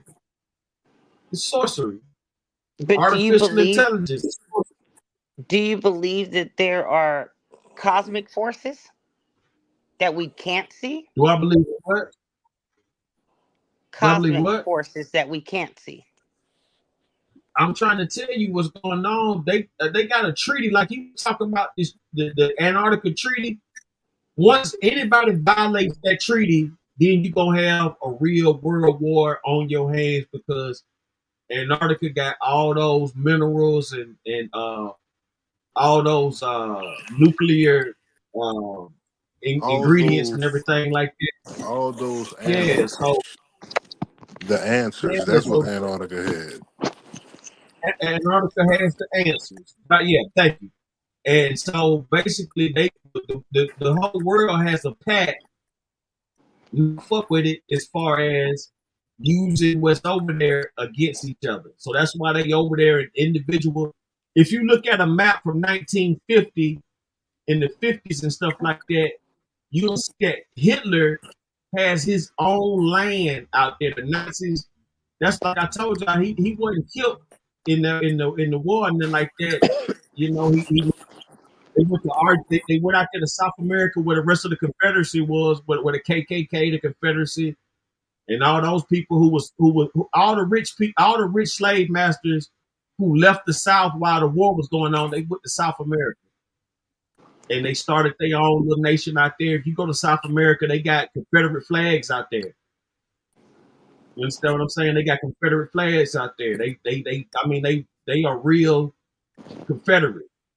And so after he left Argentina, seeing that they was doing their work out there, because I don't know if y'all remember, South America used to be one of the wealthiest places in the world in the early days, early 1900s and shit like that.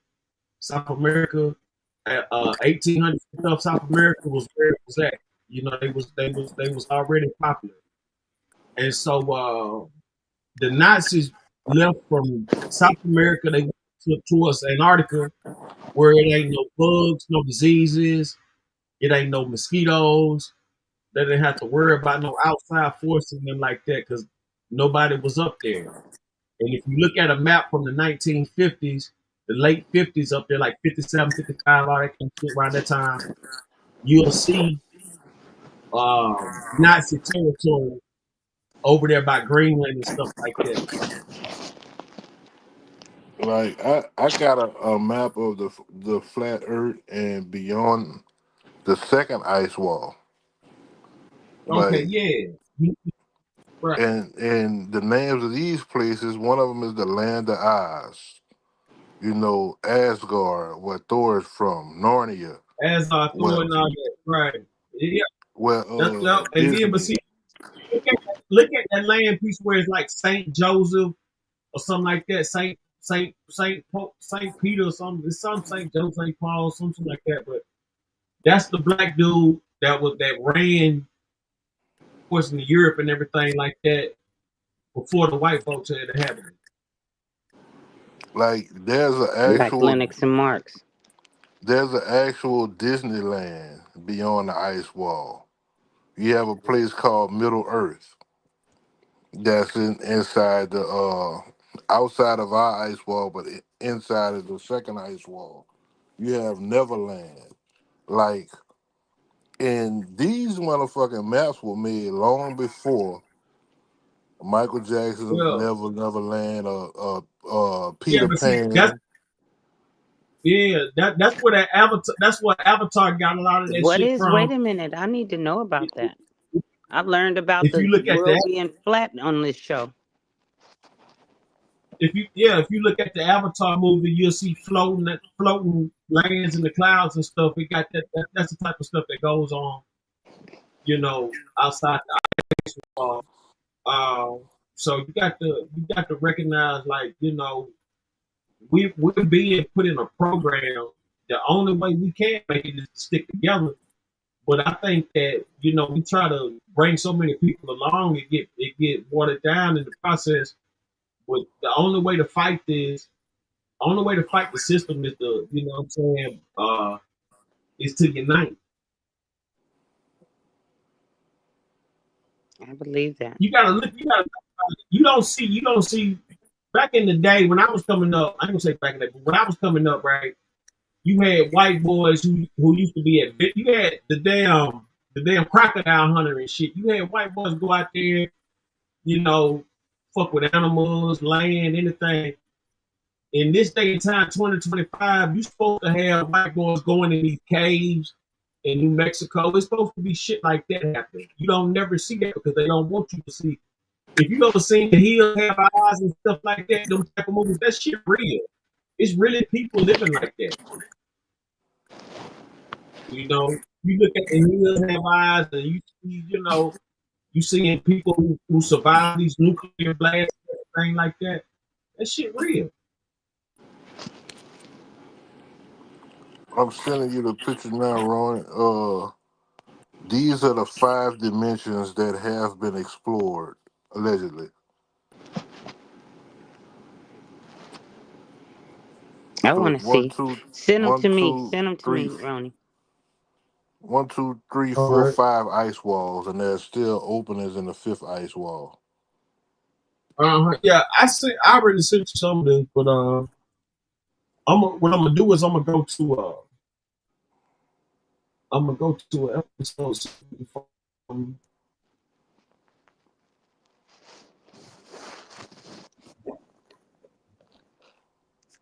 Yeah, I because when you open my apologize. eyes to the world being flat, that was like Yeah, you gotta look at it awakening like to you me. look at I had no clue. look at a water.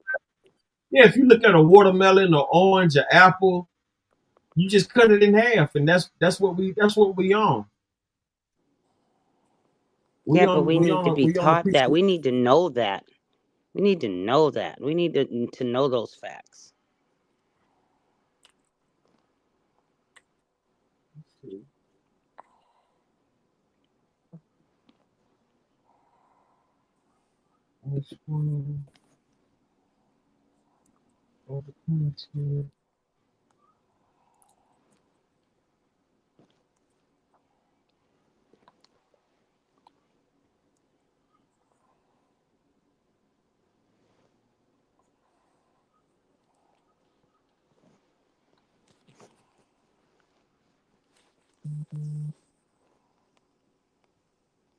Okay, let's look at let's go to my thoughts on everything. Oh no, let's go do that one. Let's go to Thank you.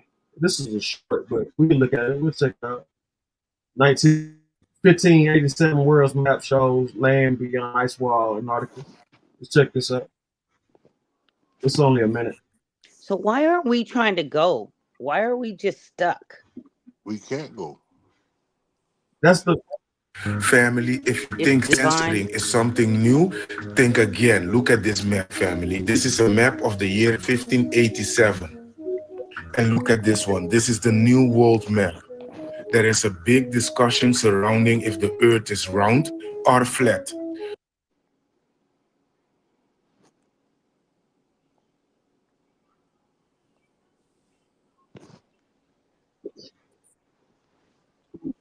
But family, why does all the other world maps look like this? Like this, 1635, you see landmass again below South America, and like this one, the map of 1587. And then we have the new one, the censored one, missing things everywhere. And family, do you see this continent, Zealandia? Look, a new continent, Zealandia, found under the Pacific Ocean. This 1587 map shows Zealandia. And look, family, this is Arctic, and this is Australia. And family, look at the continents and look at the sizes. They are huge. And the old maps also mention North Pole. Look, family, if you think censoring is something new, think again. Look at this map, family. This is a map of the year 1587. Drinks. Yeah. Wanna get Now, I want to also add to this. I want to also add that if you look at the NATO, you look at they, logos and stuff, it all, you know what I'm saying? Look at the dollar. It all shows, you know what I'm saying, like a circle and some type of blockage around it. The land, like, I'm gonna tell you like this, like Mortal Kombat, they used to talk about the outer world, the outer rim and all that kind of shit. That shit is real. Like Australia is it's like he said, it's land below that. And some say that that's the way to get to the outer world is to go through Australia. That's why Australia is like, 90% undiscovered. Like they've only went so far in Australia. And we even used to in be Africa there too. That's the point. Yeah, the point I'm making is that there's a lot of different lands beyond this one, and the further you go out, the stronger and the more powerful these type of beings get to. Let me see. Let's go to Spooky, the hidden world beyond the ice wall. Subscribe to Spooky. Here's my review. The Antarctic, a frozen wasteland at the very bottom of our beautiful planet, spanning 5,500,000 square miles in size, which is 40% larger than all of Europe, and sitting at a latitude of -69.6 and a longitude of 0. This enigmatic behemoth of ice and snow takes the place of our 7th and least populated continent. And in the grand scheme of things, we really don't know much about it. No one lives there full time, save for the 1,000 or so researchers and scientists stationed. No one's allowed to visit on their own. And in school and life, we're not taught any usable information about it. This strange land has captured the eye of many over our world's history, causing some of the greatest feats of exploration to date. But something still leaves skeptics and theorists alike asking questions about the true nature of the Antarctic.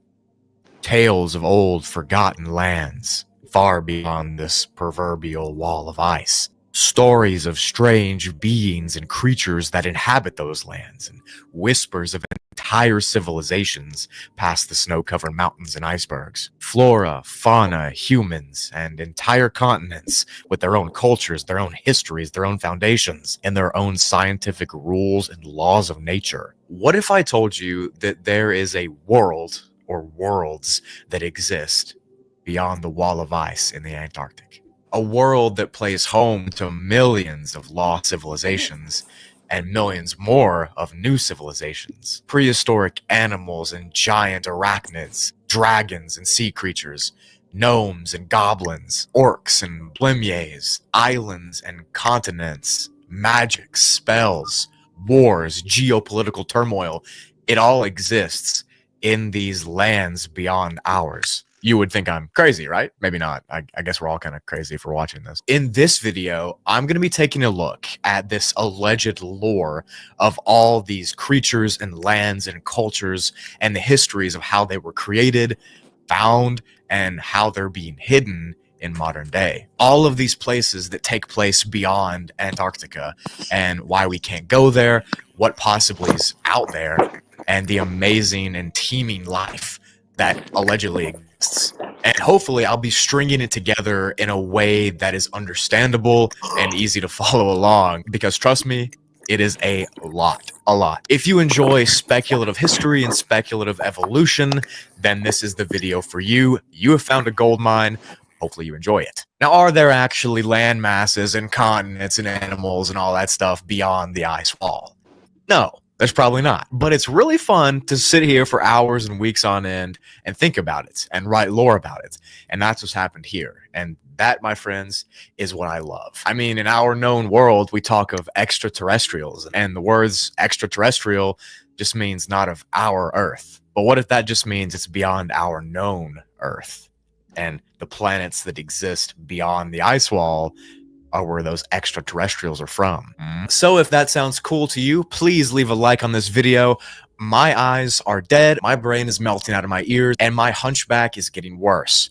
But this video is super fun to make, and I really hope you enjoy it all. I want this to act as a one-stop shop for lore of what's behind the ice wall and the behind the ice wall and beyond the ice wall fan base. So hopefully that's what it is, and hopefully you can just sit back, relax your mind, open it up a little bit, and get ready to hear all the stuff I'm going to mention. It's great. This thing could be made into a movie. Hopefully it will be one day. That'd be really cool, actually. So grab a bucket of popcorn, grab a Dr. Pepper, kick back, grab a blanket too. It's wintertime. And join me as we take a trip beyond the desolate and lonely landscape of the Antarctic into a new world of life, creatures, and lore and history. By the way, this video is really long. You can click the timestamps below at the bottom slide bar thing if you want to skip the specific parts. Like I said, I'm going to be structuring it in very specific ways. That way you can understand it to the best of your ability, even though some of it makes no sense. We'll get to all of it, don't worry. Lock in and prepare yourself.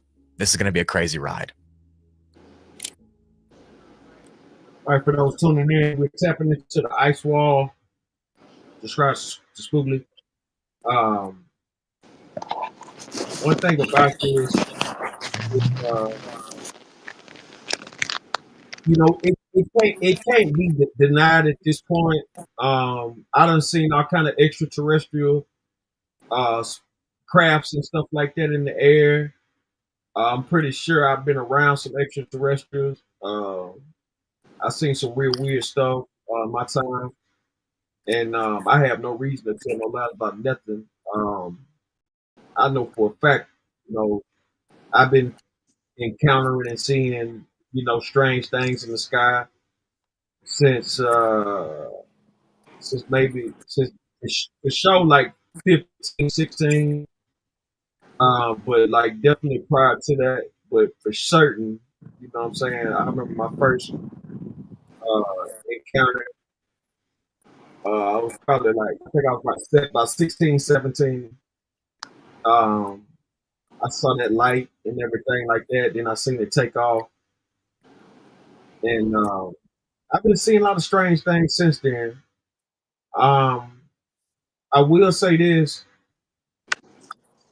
but as I get older and understand the history of where I come from as far as the land, I noticed that the more the wiser I get, the more I see that they trying to cover up so much. And I think that the well, I know for a fact the higher ups know, Right. they know the dominant gene. They know everything that they're They saying just about giving us. us a little bit of what they already know.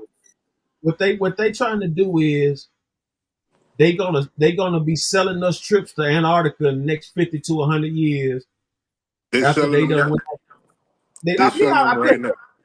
Yeah, they gonna sell it to her. They're just like diseases and stuff. They don't try to fix you right away. They want to sell you. Man, let me tell you something. We in year 2025. There shouldn't be no sickness that can't be cured.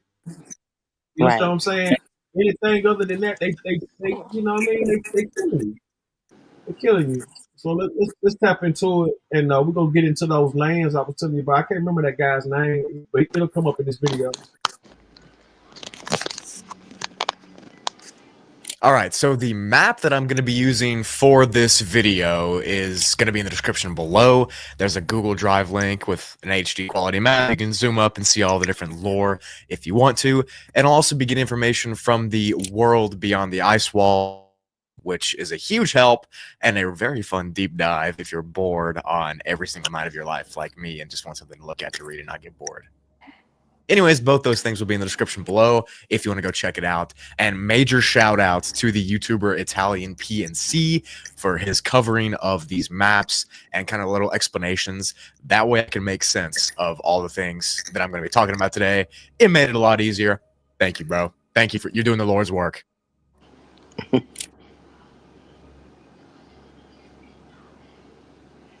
To begin with, I just want to explain the theory in the most layman's terms possible, just to make it as easy for you as I can. That way you can kind of get a baseline for how the video is going to go, and I kind of just want to set the video on a correct course. If you do want to skip ahead to the creature and the land explanations and the history and stuff, again, check the timestamps. This beginning part will be the prehistory and the basic overview. In this theory, the actual shape of the world is not a sphere like we've been told. It's not a flat earth or anything, actually. That's not involved in the theory. But instead, it's more of a snowman shape with planets stacked on top of each other, connected like a snowman. Earth and all the stuff that we know about it, its 7 continents, all that stuff, it sits on the top of the snowman, where a head of an actual snowman would be. And to the south, or the bottom of our planet Earth, below Antarctica, is the next planet, the body of the snowman. This planet is called Atlas. Atlas is a much larger spherical planet as well, about twice the size of Earth. But below Atlas, on its southern tip, beyond its border, is the biggest planetoid body in this grouping, known as Akupara. So Earth, Atlas, Akupara, this makes the giant planetoid body, and all the mysterious lands and creatures that I'll be discussing exist beyond Earth and in Atlas or Akupara. So this planetoid body is the 3 planets tall, and if you were to look at it from a top-down perspective, you would see the various rings or ice circles that exist to separate the different planets. Like in the main map, you can see how the middle concentric circle is Earth, the one on the outside is Atlas.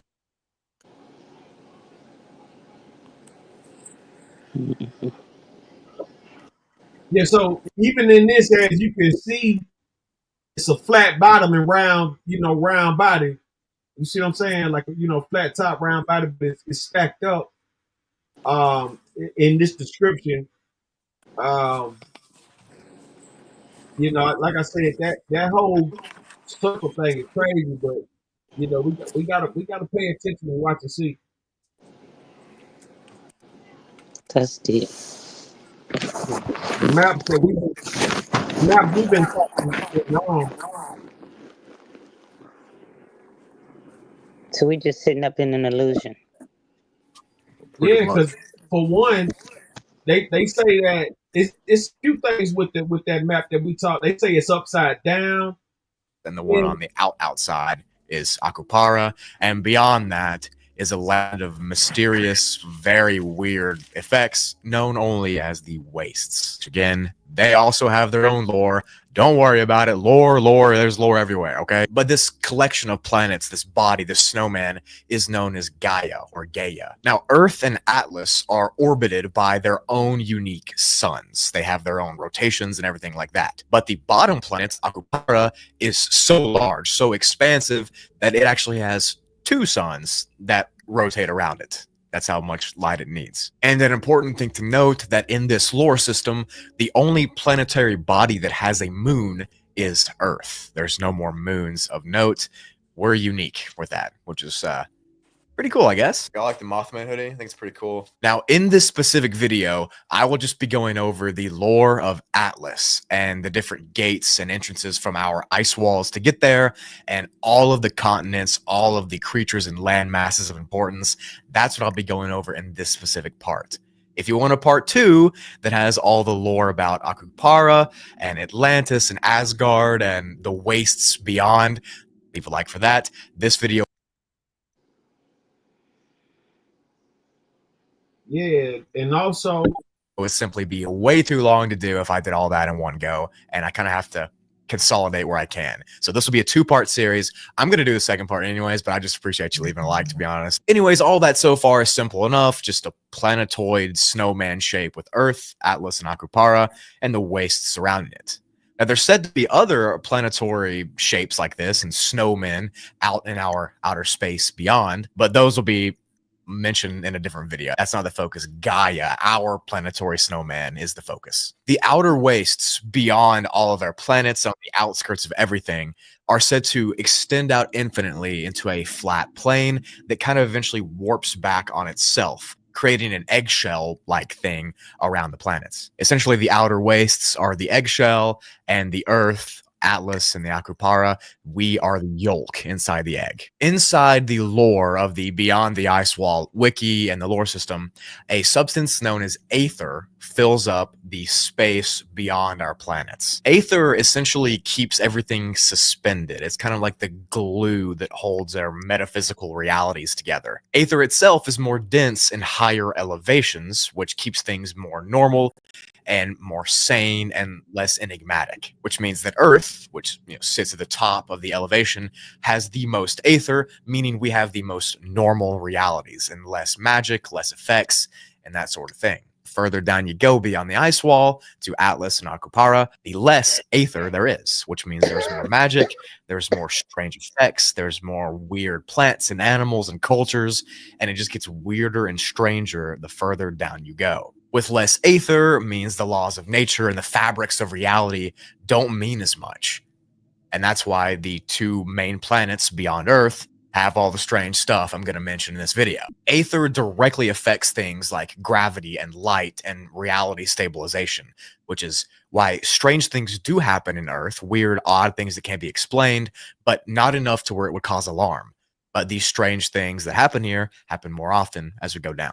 But just know that the most important part of the aether in this lore is how it affects magic and energies and vibrations. Things like psychic communications and palm readings and future telling and soothsaying and all that kind of stuff, that happens more and it's more realistic where there's no aether or where there's less aether. Things like projections and ghosts and haints and everything like that, beings of the ethereal realm, they can exist outside of the aether, which is why here on Earth you have sightings of like Bigfoot and ghosts and that kind of thing, and magic that happens but can't be explained because there's so much aether here that keeps everything in line. Okay, so just to make sure you're still with me here and you haven't clicked off the video and you're not going insane, let's recap a few things. In the world behind the ice wall lore, Earth, Atlas, and Akupara are on top of each other like a galactic snowman. They're connected by their southern poles, and beyond those walls of ice or walls or borders or whatever is how you get to the different planets. Everything is surrounded by this aether material, this invisible strand that keeps us all together. And where there's aether,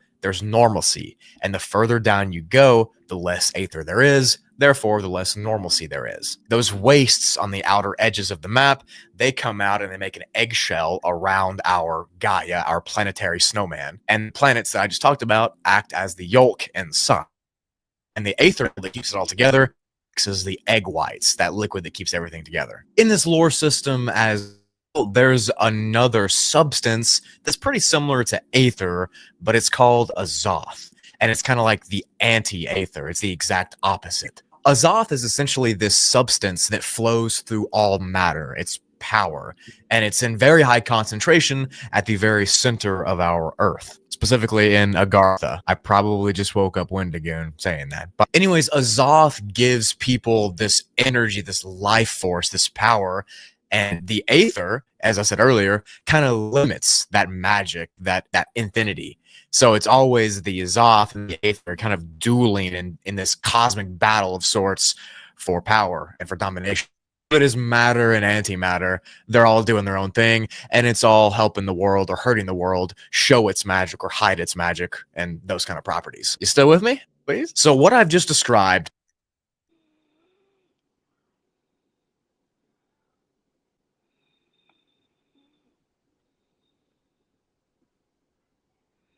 is actually this. Okay, and you know, when you think about just physics and everything like that, like I said, they altered the map to make every other continent bigger than Africa, and that's really that's white supremacy. That's source. You know, that even in the maps, they lie and they try to make Africa the smallest and Russia the biggest and Asia and all this kind of crap, and it's just not true. You could fit Russia inside of Africa and the United States at the same time, and it still won't be filled up. Why they do this? Like I said, it's only thing you can think of is white supremacy. There's no reason to lie to the people, you know, unless they trying to pull something over their head. But they not just lying to black people; they lying to everybody. So it's deeper than just white supremacy. It's a control thing. The last thing they want you to know is who you are, you know. And I'm gonna get back to the video. The simplest way I can very briefly summarize this theory and the lore therein. Things exist beyond our reality in these faraway lands beyond the ice wall, and those are the things that I'm going to get into in this video. But now that we have all the pre-stuff out of the way, that's just the basic tutorial of the theory. You need to put your tinfoil hats on, and you need to get ready, because I'm about to get into the lands, the creatures, and the histories and all that of these civilizations in the second planet under Earth, known as Atlas.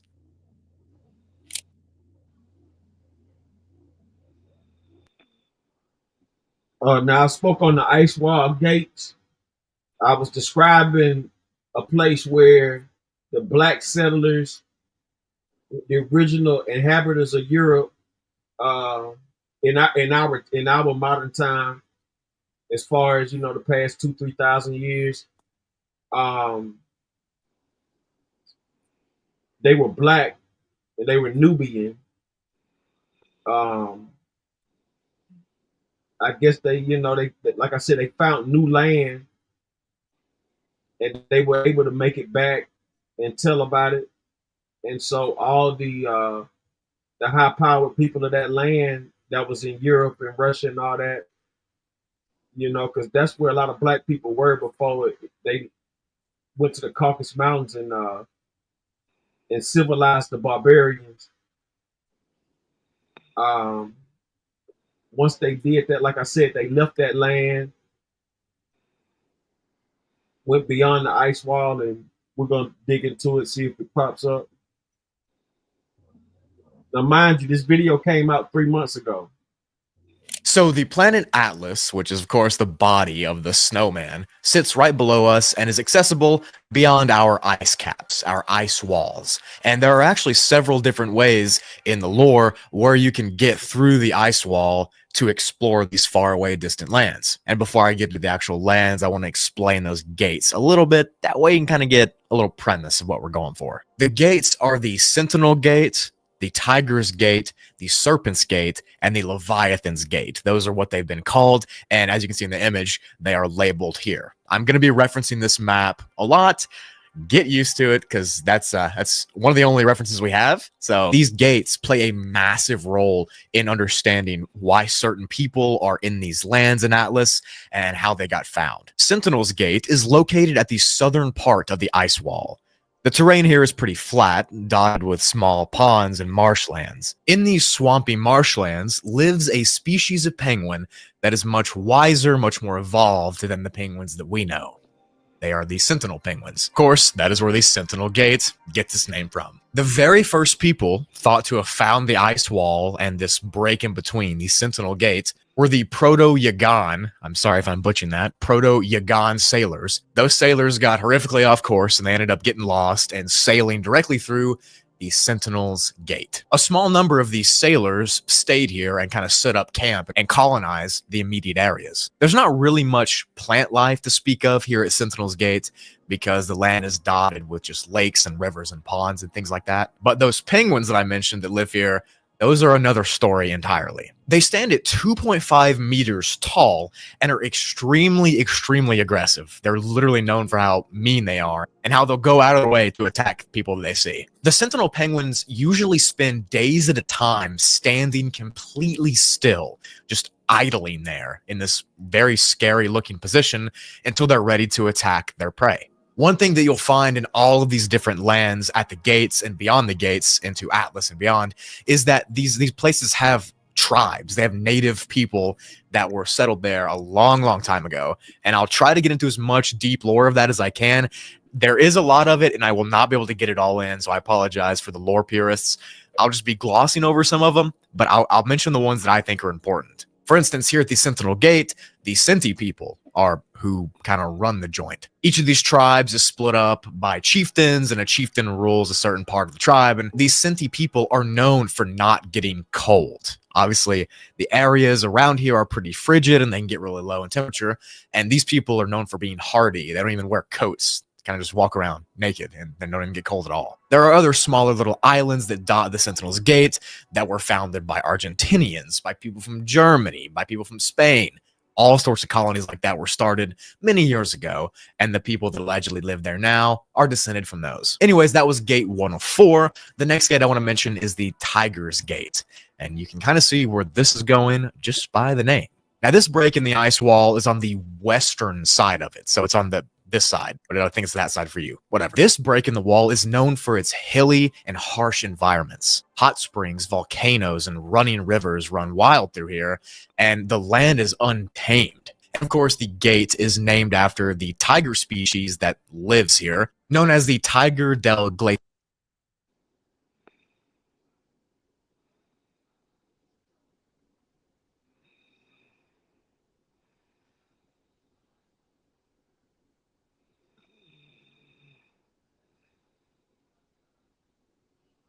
And as you can see, they're breaking down each individual entrance and pathway.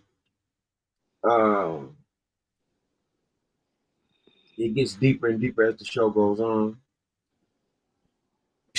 Which is just the tiger of the glacier. These are physically massive animals, not too dissimilar to the saber-toothed tigers that we know. These things possess extreme hunting capabilities, and they stalk their prey for days. They can jump and bound like an insane thing. The native peoples of this Tiger's Gate area are very large, very hardy people, and they're actually so strong naturally that they fight these tigers in gladiatorial combat in some of the colonies, which I think is pretty cool. The peoples brandish obsidian weapons because obsidian is rich in the grounds here, and they wear the skins of the tigers that they kill. The majority of humans who have settled the Tiger's Gate area are of Spanish descent, save for a few British colonies here and there, but where are those not? The people who live on the islands of the Tiger's Gate make their way, get through life by fishing and hunting.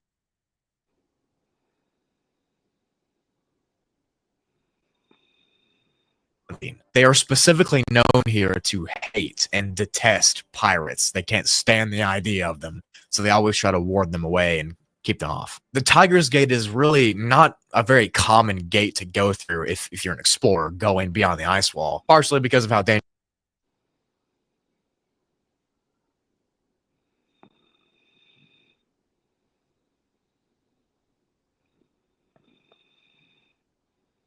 It is to get there, and then the people not being too welcoming of pirates and those who travel there. Moving over to the eastern side of the ice wall, we have another very difficult, but probably the most famous exit through the wall itself, known as the Leviathan's Gate. This entrance is known far and wide from sailor to sailor for the depths of its.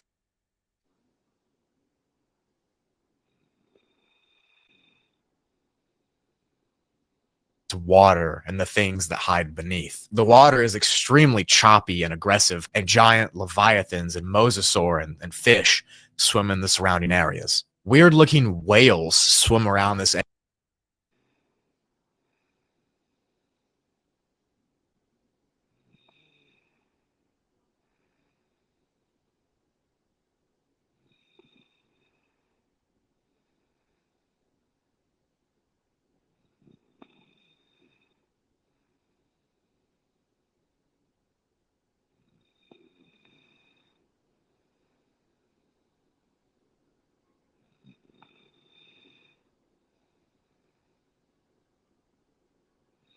area as well, and you can hear their calls if you get close enough. Those who do live in the Leviathan's Gate area are typically from French or Scandinavian descent, but there are other varying ethnicities as well. The land here in the Leviathan's Gate is jagged, it's coarse, it's like the mountains appear to be teeth clenching down on any passerbys. The Leviathan's Gate is extremely dangerous to those who are not used to its waters or those who are accidentally stuck there, and it's known to be a very deadly watery grave for many a sailor. Strange things lurk in the waters below the Leviathan's Gate.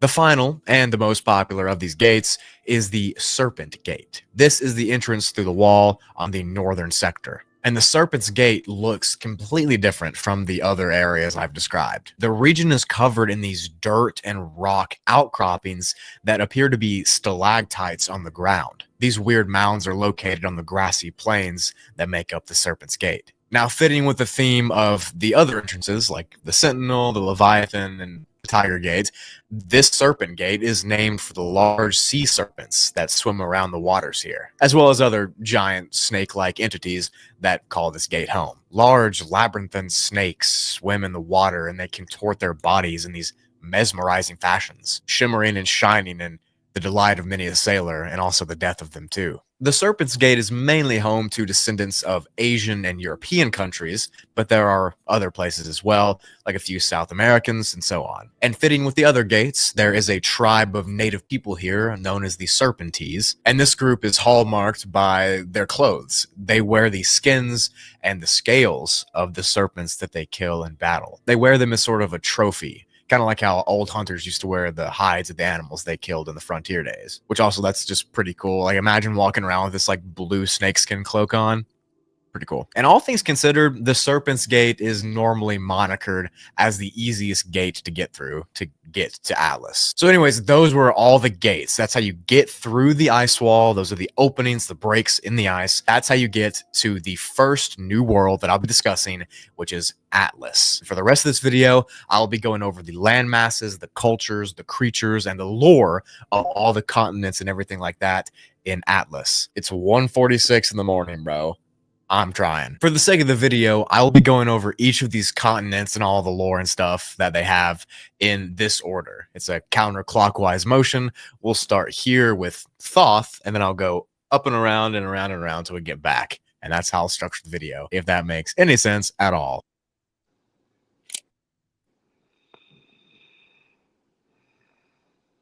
Thoth is first, and it is nicknamed by people who were there and travelers as the Nomad Continent. The lands of Thoth were settled by peoples from South America over 8,000 years ago, and more recently, they were discovered by our good pal Magellan back in the 1500s. Allegedly. Now, sailing the seas beyond the Antarctic ice wall is very dangerous for many reasons. Giant dinosaur-like creatures, humanoids that have no head but their eyes are on their torso, carnivorous environments that want to eat you. These are just a few snafus explorers like Magellan might encounter in this new world. So when Magellan was injured because his boat was crashed into by another careless captain, and as a result he was thrown into the ship's wheel and suffered a concussion, he needed somebody who can fight on his side and to help him get what he deserves from this incident. That somebody might be Morgan & Morgan, America's largest personal injury law firm. Morgan & Morgan has over 1,000 attorneys that operate in all 50 states. So you know you'll have someone to back you up wherever you're at. If you're seriously hurt, like old Magellan was, your injury could be worth millions. And Morgan & Morgan do not settle for lowball offers. Insurance companies often lowball their client. So it's very important to Morgan & Morgan that they fight to get you the money you deserve if you become their client. They achieved significant verdicts in the past couple months for victims that were involved in life-altering crashes, like $12 million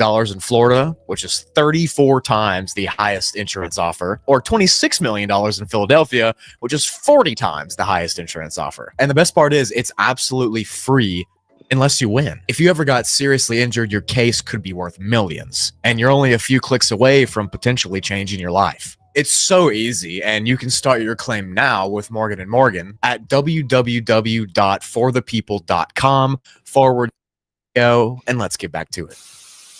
By the year 1830, the nomad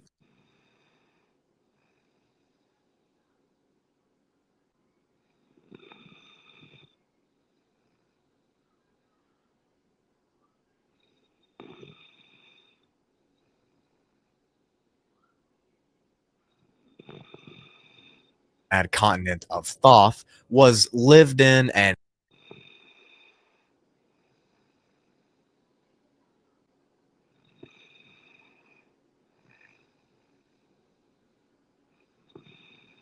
inhabited by several different ethnicities from across our known Earth. Now, Thoth was first inhabited by the Yagan-descended Bay Ninjor peoples, which again, there are a lot of pronunciations in this video, and I will be getting a lot of them wrong, because there's no rules for what's beyond the ice wall people. But those Yagan people were the first to come through the Sentinel Gate way back in the day. And the Sentinel Gate, of course, is right up by Thoth. The natives here are known as the Norgdri, the Fasciati, and the Bay Nungior, all of which descended from some sort of Norseman tribes from Europe. The land of Thoth itself is wide and expansive, with tons of different climates and cultures and animals. The landmass and the continent itself that Thoth is known to move. It physically moves in the water, and it does full rotations around the ice wall every so often. A full rotation around the planet of Atlas takes it about 1,500 years to complete, which seems like a long time, but that's really not that long in the grand scheme of things. But for the majority of the land, it is a cool and temperate place with thick biomes of lush vegetation and animals that scurry beneath the leaves. Hidden rivers and lakes and ponds dot this landscape, and the summers are warm and the winters are cold. And because of this, the natural animals that are from Thoth have adapted to change their environments based on the changes of the seasons and the fact that the entire continent rotates around Atlas, which is crazy. Thoth is home to a multitude of strange creatures and entities that I can't explain all of them. These animals often live alongside the nomads that inhabit the continent. The Beoshad is a large marsupial creature that lives in the Follower Islands off of Thoth. It's known to be fast and aggressive and stealthy and nearly silent when it walks and hunts. The Hargul is a large armored mammal that kind of resembles a shaggy bear. The biggest distinction between the Harguls and the bears is that Harguls have these large chitin armor plates that are on them, sort of like dinosaur armor, and these plates protect their upper halves. Northern terror birds also inhabit the upper reaches of Thoth, and these are similar to the creatures that roamed Earth many millions of years ago. Now, the majority of the creatures that reside on the continent of Thoth are mammal or bird-like in appearance and their nature. And you'll notice themes as we go to the different continents. Some can be birds, some can be lizards, some other kind of animals there are, dinosaurs and whatnot, which I guess dinosaurs are just big lizards, but I digress. Thoth is one of the more normal kind of places that you'll video beyond the ice wall and in Atlas. So just buckle up because it's just going to get even crazier as we move down over to our next landmasses, Min and Nevis and the Avalons. So Min and Nevis and the Avalons are two separate island peninsulas that exist over this direction from Thoth. Min and Nevis is known far and wide as the Isles of Deception, as all the natural wildlife that inhabits its islands is known for their camouflage and their ability to blend in with their surroundings. But specifically, the most enigmatic feature is that the plants on the island will look like animals, and the animals will look like plants. All living beings on the Isle of Deception have kind of adapted their bodies to warp and change their chemistry to look completely different and take the appearance of completely different things. And because of this natural effect, not much is really documented about the Isles of Deception. All we know is the tales that the sailors have of how you shouldn't go anywhere near it because you can't trust anything on them. Moving over to the Avalons, these are twin land masses that are kind of right next to each other. And these Avalons are really full of strange and interesting entities. The two land masses themselves have been nicknamed the Nexus of Fantasies, which is kind of a crazy name, can't even lie. And when you hear what I'm about to say, you'll understand why it's called the Nexus of Fantasies. It is said in the great histories of the world beyond the ice wall that these lands, the Avalons, were founded by Camelot. That's right, the original Kingdom of Camelot is said to have founded the Avalon lands here. And their descendants in this modern day still live there. Allegedly, this happened because in the olden days, the two sister islands of the Avalons were once connected to the ice wall. And the Kingdom of Camelot, when it disappeared and left in disgrace, ended up finding it, staying there, and then continental drift happened, and that's how we get the Avalons where they're at now. When the Avalons split from the ice wall, you know, they were obviously icy and frozen. They changed when they moved further south, and now they're mossy and primeval and almost something you'd see in a storybook. Thick fog and trees and rivers and valleys and everything of that nature flows through these sister islands. Misty skies and steep waterfalls and dragons and knights and that sort of thing is what inhabits the Avalons. Creatures that look to be out of fantasy novels take their home here. Giant beasts of fantastical proportions are said to live in the trees as well. And everything here, like I said, is just living up to the name, the Island of Fantasies. It just makes sense. It seems like this medieval amazing heaven you could visit. The people that live here now are descendants, like I said, from the feudal European people that settled the area, and they still kind of behave the same way. They have battles and armor and shields and spears, and they're not really evolved to the degree that Earth is. Further below the lands of the Avalons is a place called Arthornia, which again, this lore is crazy. Arthornia is another land that is said to be started or founded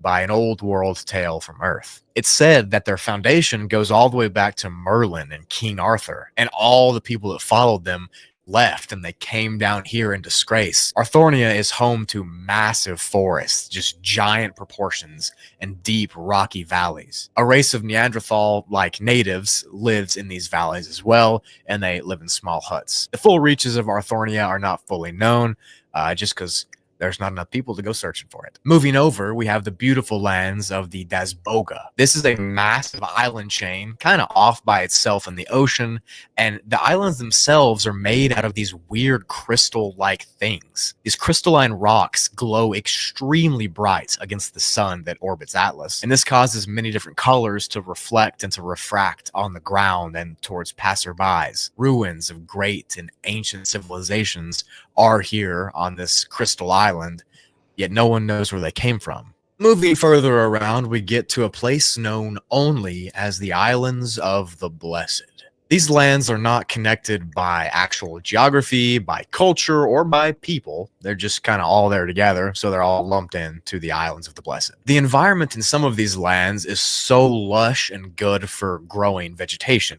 In fact, you can fully grow plants in just a mere few days here. Because of this, the archipelagos on these islands are teeming with large trees and other sort of plants and vegetables and fruits. There's an island in this chain called Genro that is so thick with brush that you can't even inhabit it. The entire island is just trees and leaves and vines. People have attempted to burn the vegetation and kind of move on to the island, but it all just grows back in a day. There are also other islands, in the Islands of the Blessed, like the Malandantes and the Bamboo Celestes. These islands are covered in seagrass and bamboo forests, again, teeming with life. Several of the islands here are covered fully in gigantic flowers and Venus flytraps and things of that nature too. Overall, the Islands of the Blessed are known far and wide for their scents and their smells and their fragrances because of all the flora and fauna here. Moving up and around again to the next landmass at a lightning pace, I know, but there's so much lore that I can't cover it all. I apologize. But next we have the continent Cuerva and Cabola, also known as the Land of the Lizards. This entire area is full of a vibrant and rich culture. Fertile lands, beautiful scenery, and of course, lizards, and giant lizards at that. Tons of species live here. These places are said to be not too different from the tropical islands in the Caribbean from our Earth. The native peoples that live here are known to hunt and coexist at the same time with the lizards. The lizards are vibrant in their personalities, in their patterns, in their mating rituals. All of it is so unique. It's like an island of Komodo dragons and giant other flightless dragons and stuff. There's a group of people known as the Nashivoyo who live here, and they were said to come from the island of Madagascar from our Earth. Specific lizard species like the tattooed lizard, the shedskin lizard, and many other types of actual specific breeds live here on the islands, and they're all hunted or farmed or used in various ways and methods. The people that inhabit these islands are also known for their equality in their politics and their economy between men and women. Even though they're kind of like tribal and a little bit underdeveloped, they still have great ideas of equality, and the women are able to buy and own their own land and property and farms and that kind of thing too. Good for you guys. Continuing to move along below this ice wall, we have the next huge continent on the list, known as Patatia. This grand mass is located beyond the opening of the Leviathan's Gate, and it was settled by the Ottoman explorers of the ancient ages. This land is the first prehistoric type mass that I've talked about today, and those early explorers from the Ottoman Empire, they found dinosaurs and giant brontosauruses type things walking around here as well. The land is covered in deserts and forests and bogs and other swamps. Armored sauropods walk the plains with their clubbed tails, and ankylosaurus type creatures that are known as pangolins live here as well. Gigantic crocodiles swim in the swamps here and up the streams, and massive man-sized lemurs leap through the trees. It's pretty much just like the old dinosaur days that you'd see from a movie or something. Giant horned frogs range the plains and the prairies, and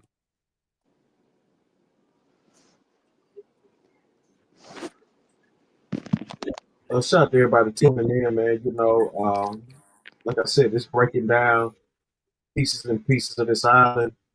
What we're gonna do is we're gonna have a continuation because it seems like it's people kind of going to sleep and everything.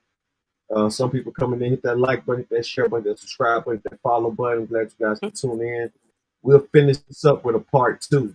Unless y'all still, if y'all still up, I'll keep it going, but we can do it tomorrow with a part 2, and we can go into a little bit more depths and deep. But I think the name of that land I was talking about was called Farmer John. It was Farmer John was a black emperor that inhabited Europe before the white people took it over. What? Before they gave it was a black dude, and he took the Nubians. He took the Nubians beyond the ice wall, and they got land out there, and they named the continent after him. It's called something John. I think it's some Saint Farmer John or something like that. Yeah, I gotta check it out. I'll keep it up. I mean, I thought y'all was sleeping. I keep it going. No, I'm gonna go ahead and get off too. Large bird. I didn't know it was 2 o'clock. Okay. So we can definitely so continue this tomorrow. Yeah, I got the back call. The street lights are on. Good night. Yeah, we'll definitely finish this up. Salute Queen, salute Jake Green, C-Mac, everybody that came through, hit the panel. Salute to the chat, Kitty Frappuccino, and everybody that stepped up and came through. Yeah, it was really a nice lesson today. Use your platform for something good. Yeah, we're gonna have a continuation, and we'll finish it up today sometime. I'll probably go a little early. Okay, just let me know.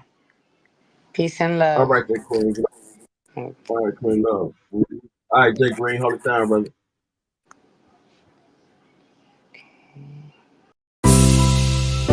Corey Moe.